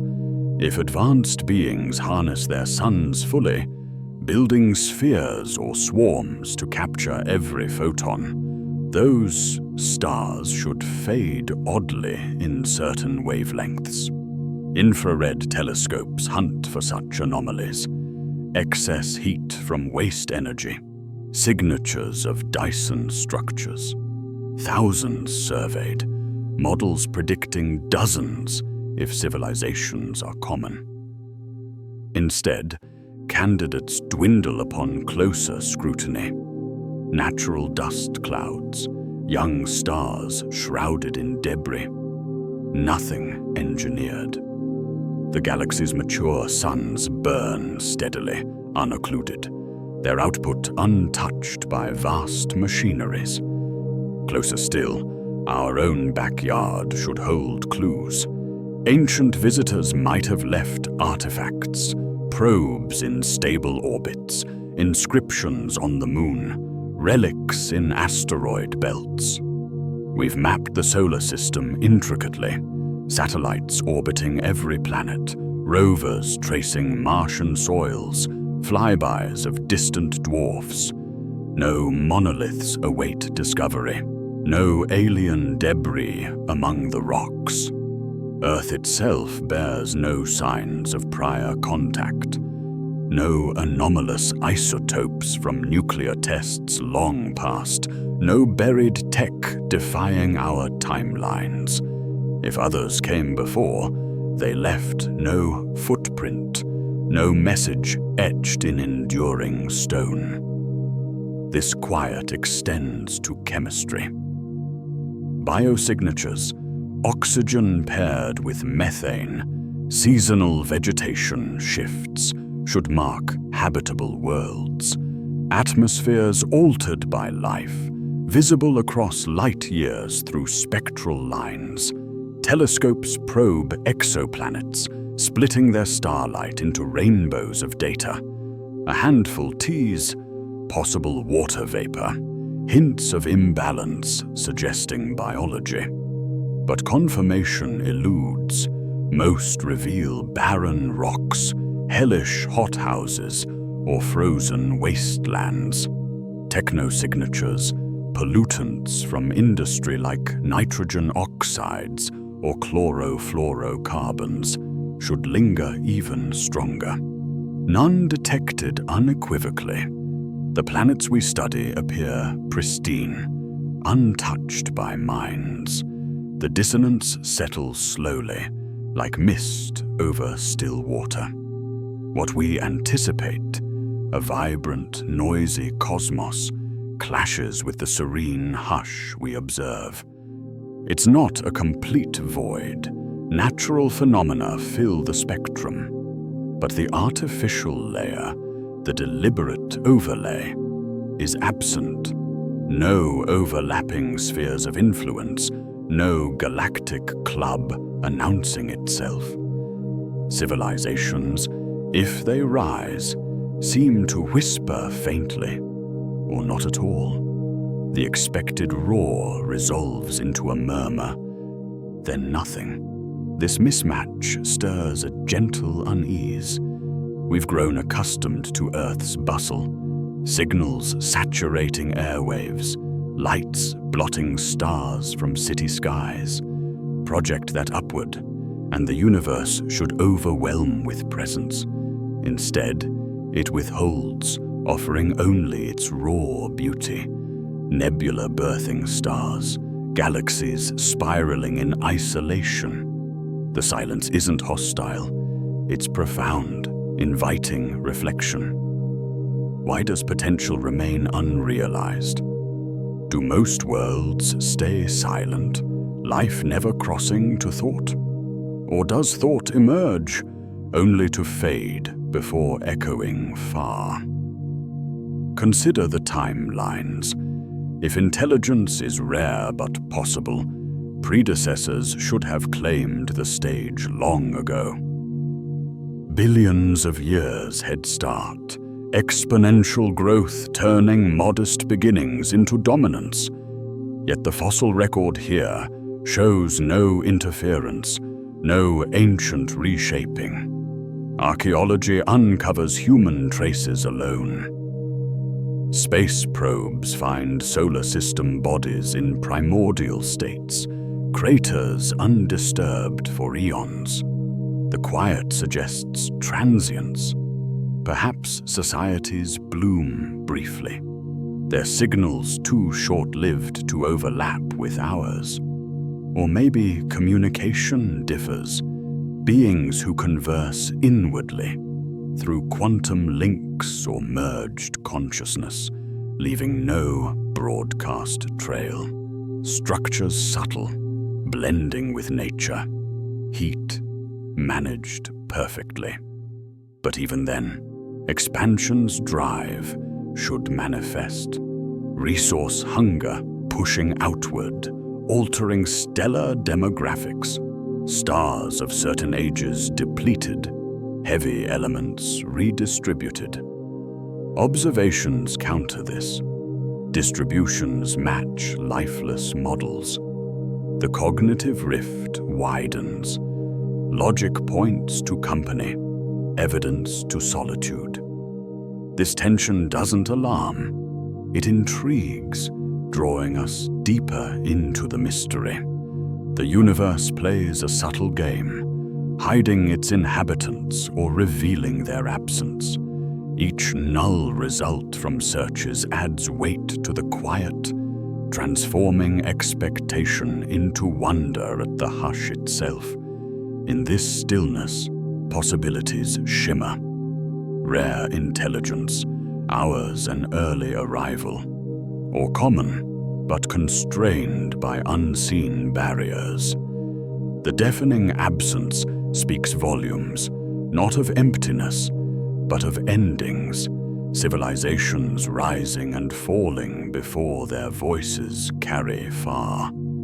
As the silence presses in, it points toward conclusions, toward reasons why the chorus never begins, inviting us to explore the quiet falls that leave the stars undisturbed. What if the search is the point? Pause here, in the quiet we have wandered together, and let the question settle gently. Through the vast silences of the night sky, the structured emptiness of cosmic voids, the unreachable distances that strand worlds in solitude, we have traced the threads of mystery without demanding they tie into neat conclusions. The universe has offered no clear voice, no undeniable sign, no final revelation to ease the ache of wondering. Yet in this very absence, something subtle emerges. The act of searching itself, the quiet persistence of curiosity, becomes its own quiet reward. Meaning does not wait at the end of the journey. It lives in the steps we take, the questions we carry, the wonder we allow to linger. Consider how we began, gazing upward into a sky that never speaks back. that initial unease, the contrast between our longing for connection and the cosmos's profound indifference, drove us deeper. We explored the great empty places, the barriers of scale that turn potential neighbors into ghosts. We confronted the expectation of company, the logic that life should teem everywhere, only to meet a silence that should have been deafening. The slow fade ahead, the endless nothing beyond, sharpened the fragility of now, and the accidental spark of consciousness turned the mirror inward. Each layer revealed more questions, not fewer. What we were told, through myths, hopes, even early science, promised purpose or presence. What unfolded instead was ambiguity, a universe vast, old, and impartial, where answers dissolve like mist at dawn. Yet this ambiguity need not weigh as burden, soften into it as one might ease into sleep.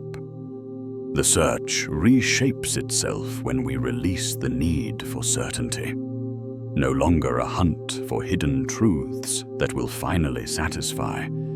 It becomes a companionship, the mind engaging with the unknown, turning observation into reflection, distance into intimacy, curiosity, that gentle pull, sustains itself. Each telescope image, each late-night thought under the stars, each shared wonder in quiet conversation. These moments weave significance, not from discovery, but from participation. The process illuminates, asking refines us, wondering connects us to the long line of seekers before, and accepting the open-ended invites, peace. This reframing feels natural after so much exploration. We once sought meaning in external signs, signals from afar, patterns hinting at design, futures promising resolution. But the cosmos, in its quiet way, redirects inward. Consciousness, that improbable accident, grants the gift of noticing. In noticing, we create stories from starlight, theories from data, art from awe. Meaning arises not as a cosmic decree handed down, but as a human craft, built from the raw material of experience. The voids do not mock us. They offer space for interpretation. The silence does not deny us. It allows our voices to resonate. The fade ahead does not diminish now. It highlights its fleeting glow. Drift through examples of this shift. Ancient stargazers filled the heavens with gods and fates, finding purpose in projection. Early scientists stripped illusions, yet uncovered beauty in laws and patterns. Modern searchers listen without guarantee, driven by the joy of possibility rather than assurance of contact. Each era searched differently, yet the thread persists. The act itself enriches.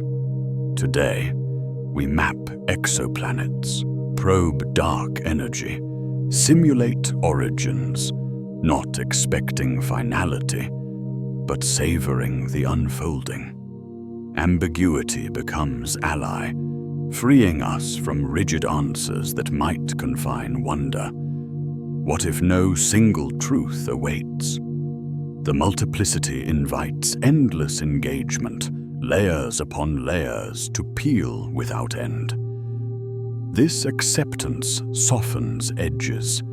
The Fermi question, where is everyone, lingers not as torment, but invitation to imagine. Isolation not as curse, but canvas for unique paths. Consciousness not as anomaly to explain away, but miracle to inhabit fully. In the fragile window of now, alive with light and motion, we choose how to respond. Clinging to expectation breeds restlessness. Releasing into process breeds calm. The search sustains because it evolves with us, childlike awe maturing into reflective gratitude, urgent quests settling into meditative flow. Feel this in quieter terms. A walk under the stars, no telescope needed. The vastness overhead mirrors inner space, questions rising softly like breath. No need to resolve them tonight.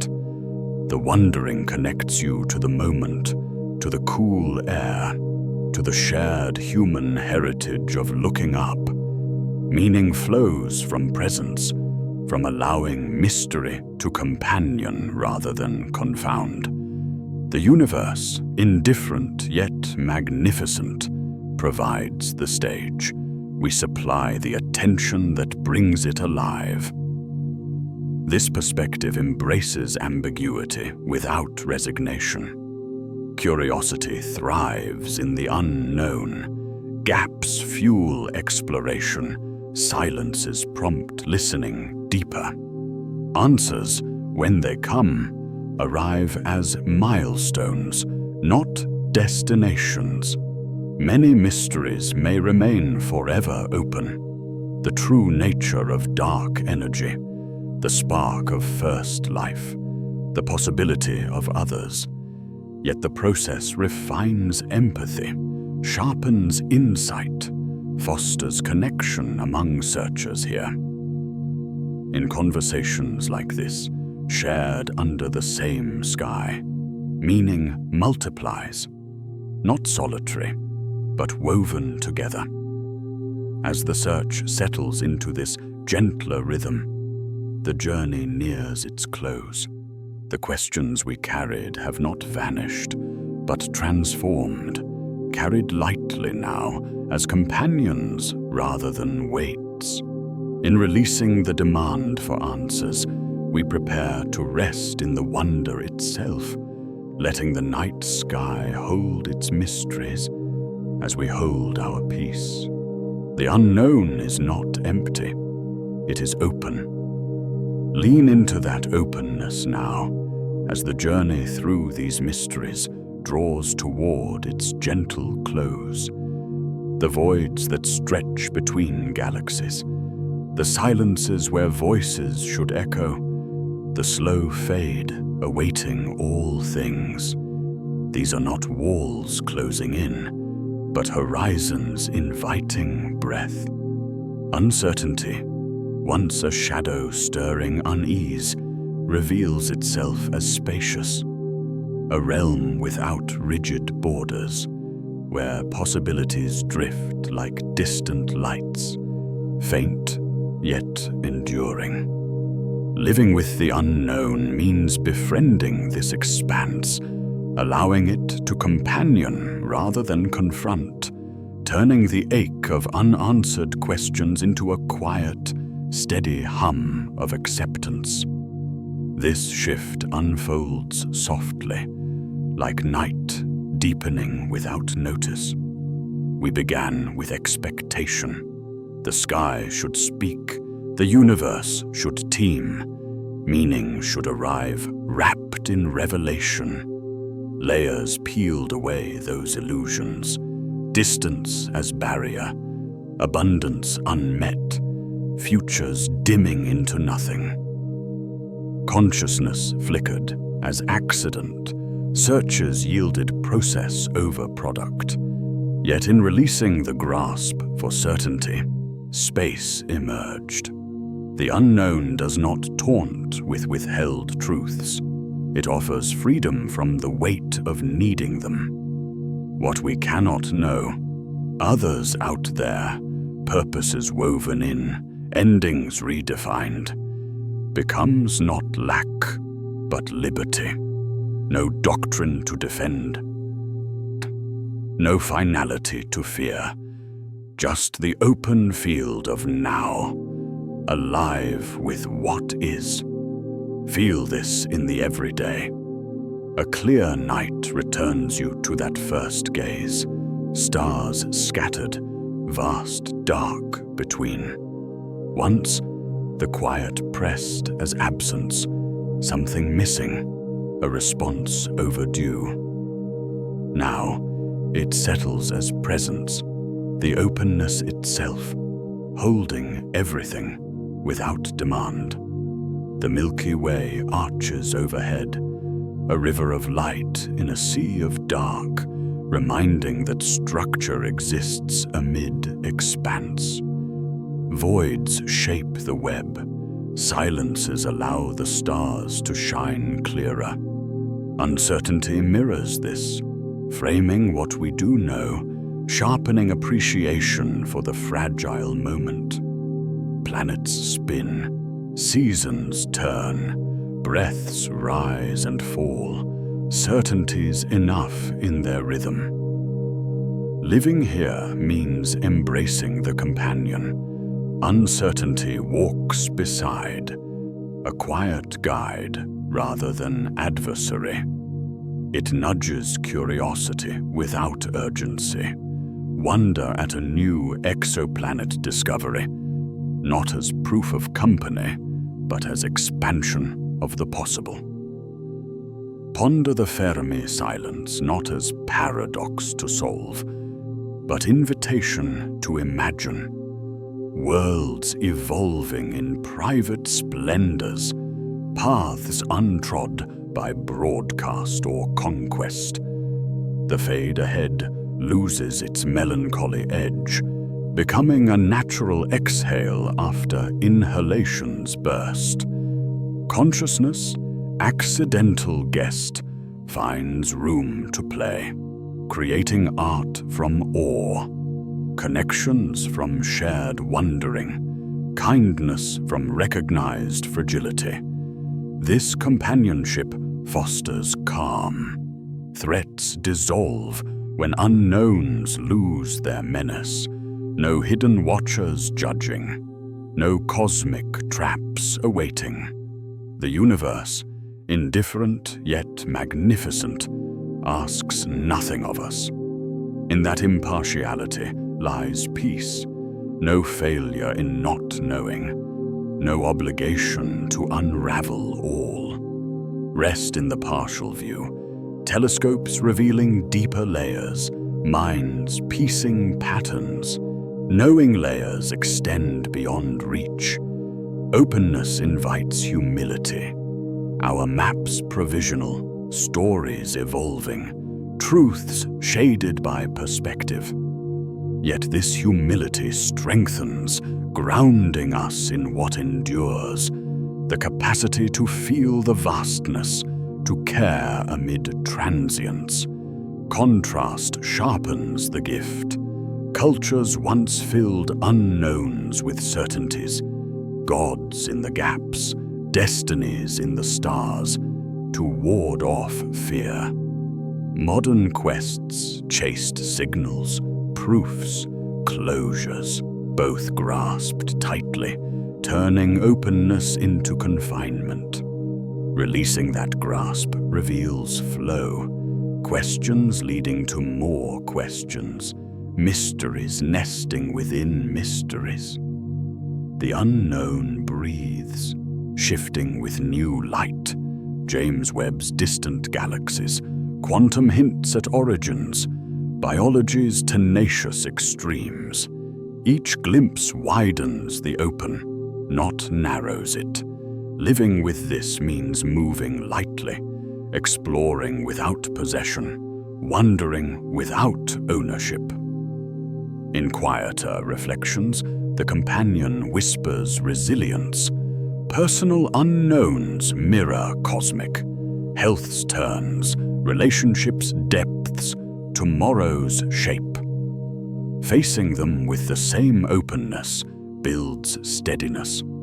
Plans flexible, joys savored fully, losses met without denial.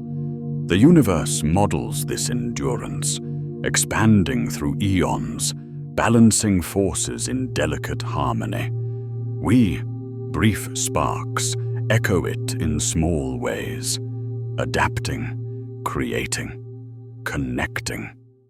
Uncertainty becomes soil for growth, not stone to stumble on. This calm resolution settles deeply. No triumphant answers crown the search. Instead, a gentle alignment with the self, with others sharing the sky, with the cosmos as it is. Meaning self-made, roots in presence, noticing beauty in patterns, warmth in bonds, purpose in tending the fragile now. The accidental awareness turns outward gift inward. We noticed, therefore we enrich. Openness allows this enrichment to flow freely, unblocked by demands for more. Drift back to the beginning, where the night sky waited in its unchanging quiet. That silence, once unsettling in its refusal to respond, now companions too, a vast openness echoing our own. The stars remain distant, the voids enduring, the questions open. Yet in living with them, the unknown transforms, not empty threat, but endless invitation. Rest here, under the same heavens, carrying the wonder lightly as the night carries its lights. As this companionship takes hold, the circle completes. The mysteries that drew us outward return us to the quiet source, the night sky that never speaks, yet somehow, in its openness, says enough. The silence never left.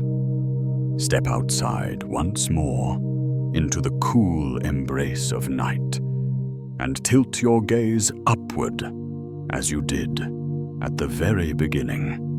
The stars hang in their familiar places, scattered across the dark like embers from a fire long ago. The Milky Way arcs faintly overhead, a hazy river flowing through the black. No new voice breaks the quiet. No sudden flicker announces a distant reply. The universe, vast and ancient, continues its indifferent watch, expanding steadily, stars burning through their fuel, voids stretching wider in the spaces between. All that we have explored together, the great empty places, the unreachable distances, the expected chorus that never arrived, has not altered this fundamental truth. The night sky remains as it always was, profound, beautiful, and mute. This continuity settles gently, like dust after a long journey. We have wandered far in thought, through the structured nothingness of cosmic voids, where emptiness shapes the web as surely as matter does, across the isolating scales that turn galaxies into solitary islands, into the heart of the Fermi enigma, where logic demands company, yet evidence whispers solitude. We traced the slow dimming ahead, the endless plateau of nothing, only to circle back to the fragile aliveness of now, the rare window where light shines brightly and minds awaken to notice it. Consciousness emerged as accident, searches revealed meaning in the process, and uncertainty transformed into open companionship.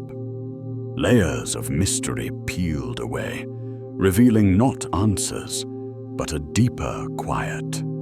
Yet here, Beneath the same heavens, nothing has shifted outwardly.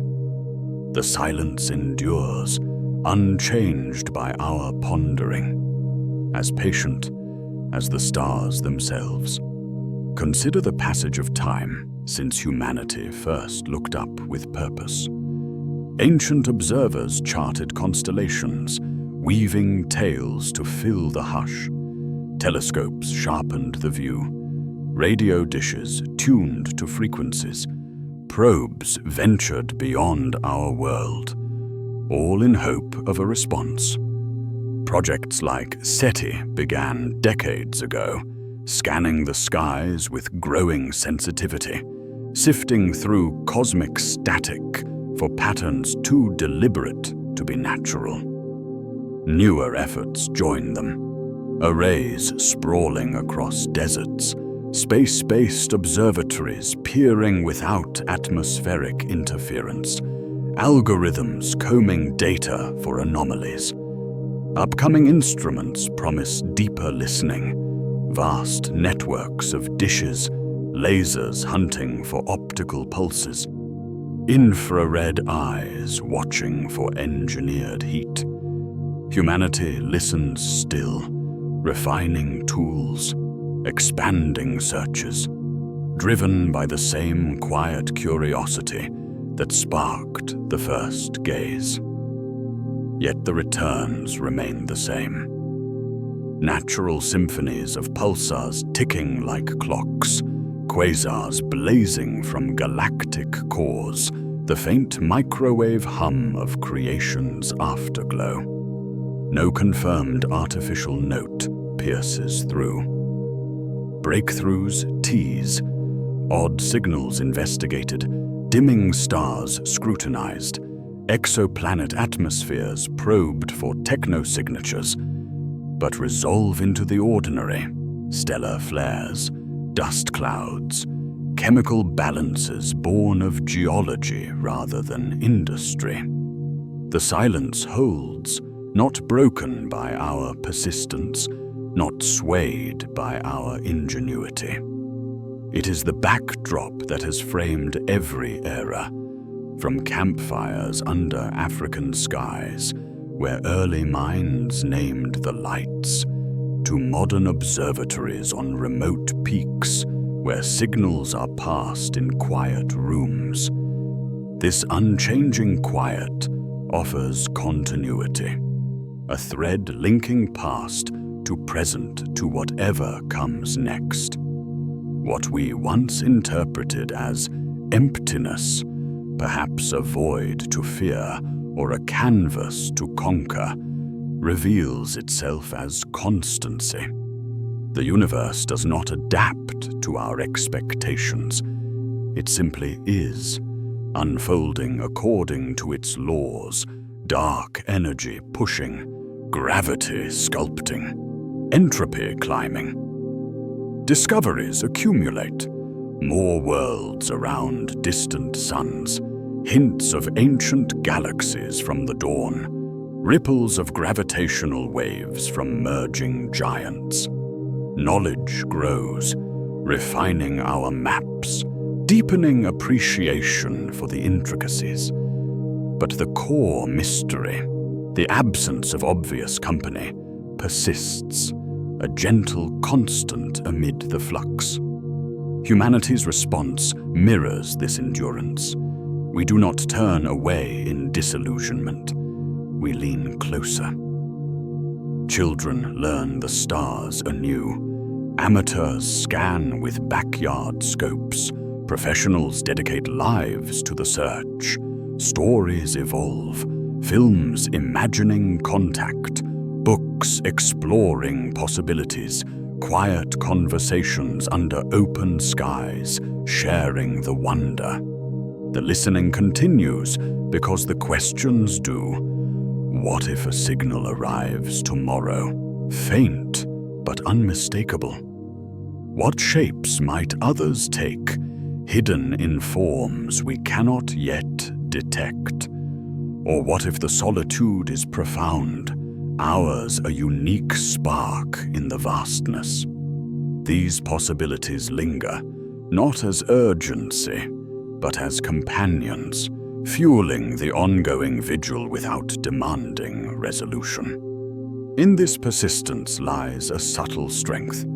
The silence never left, yet neither did we. We remain fragile observers on a small world, sending our own messages, probes carrying records of music and voices, broadcasts leaking into space, intentional beacons aimed at promising stars. Voyager's golden disks drift outward still.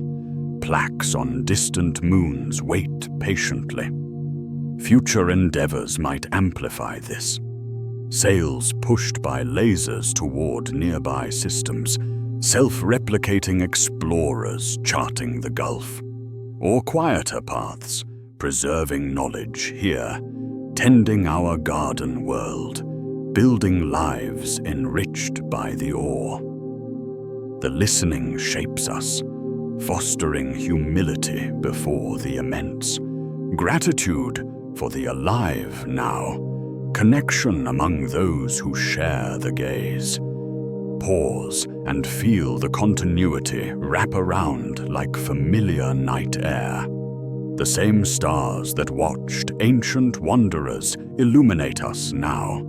The same quiet that prompted myths inspires science. No dramatic shift has occurred. The universe has not changed its ways to accommodate our hopes. Yet in that steadfastness, reassurance stirs. The silence is not rejection, not punishment. It is the eternal canvas, open and unchanging, allowing our stories to unfold upon it. We listen because we notice, and in noticing, the quiet gains depth.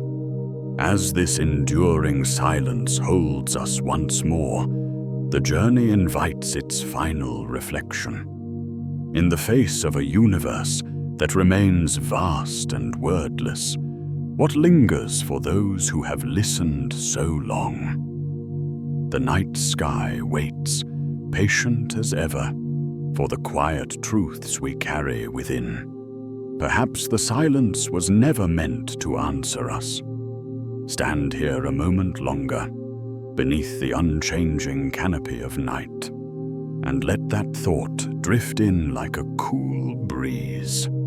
All the vastness we have traversed, the cosmic voids with their sculpted emptiness, the isolating distances that cradle worlds in private solitude, the expected abundance that resolved into quiet, has led not to a voice from the beyond, but to a gentler echo within. The universe, in its profound muteness, has not shifted to reveal hidden intentions or distant companions.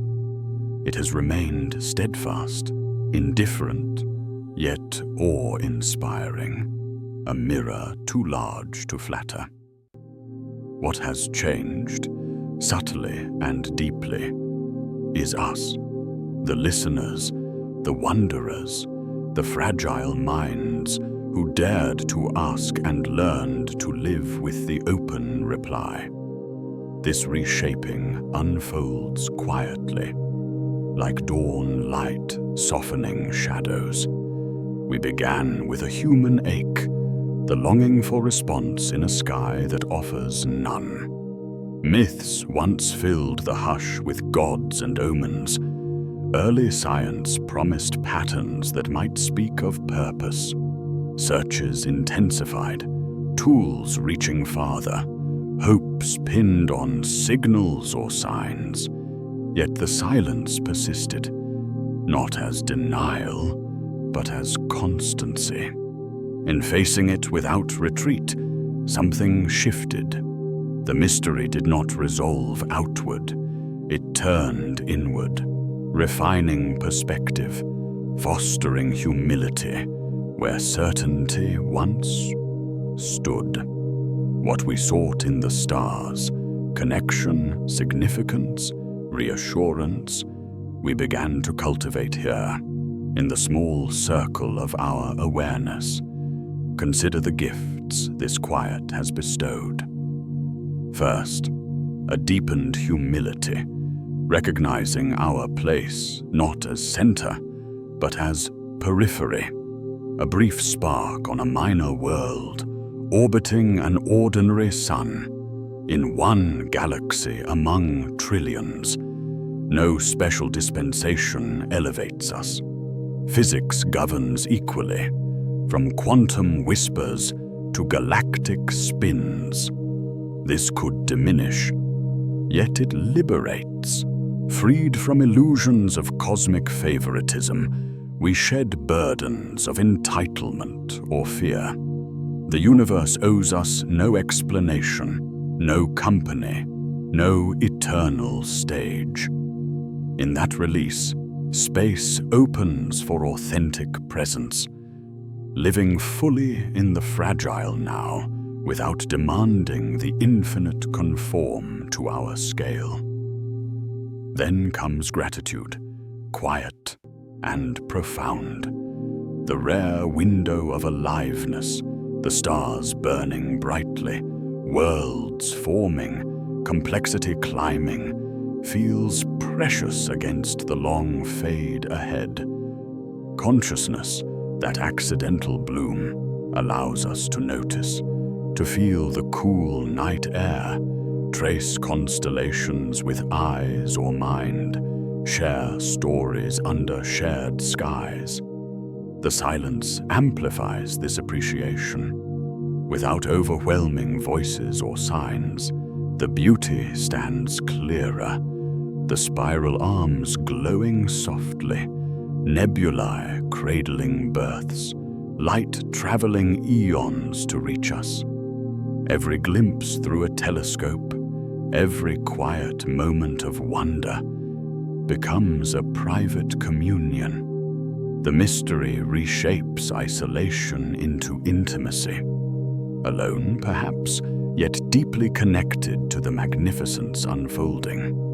This inward turn fosters resilience too. Living with uncertainty, as companion, not threat, builds steadiness. Questions linger.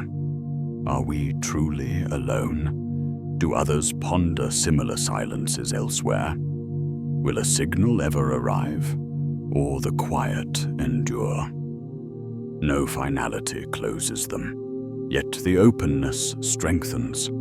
We learn to hold ambiguity without restlessness, to act amid unknowns, tending our world, nurturing bonds, exploring further.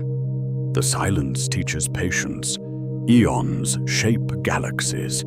Patience shapes understanding. In personal realms, it mirrors, facing life's mysteries, loss, love, purpose, with the same gentle acceptance. More subtly, the quiet sparks creativity.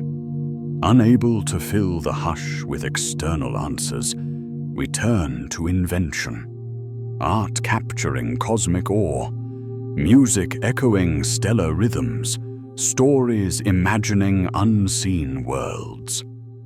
Science persists, driven not by guarantee of breakthrough, but joy in the search. Literature, philosophy, quiet conversations, all enriched by the vast backdrop.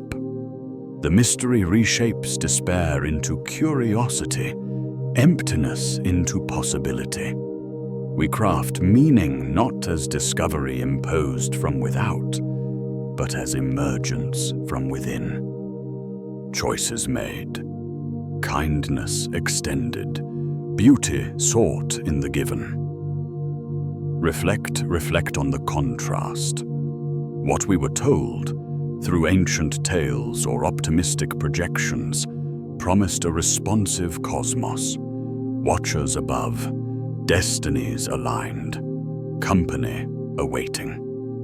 The evidence gently contradicted, voids as structure, distances as barriers, fades as natural close. Yet this contradiction did not empty us. It filled with awareness.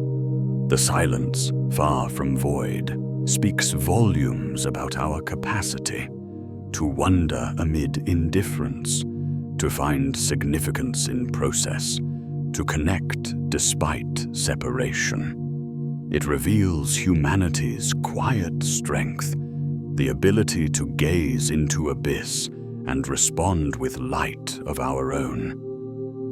In this reshaping, contemplation deepens into peace.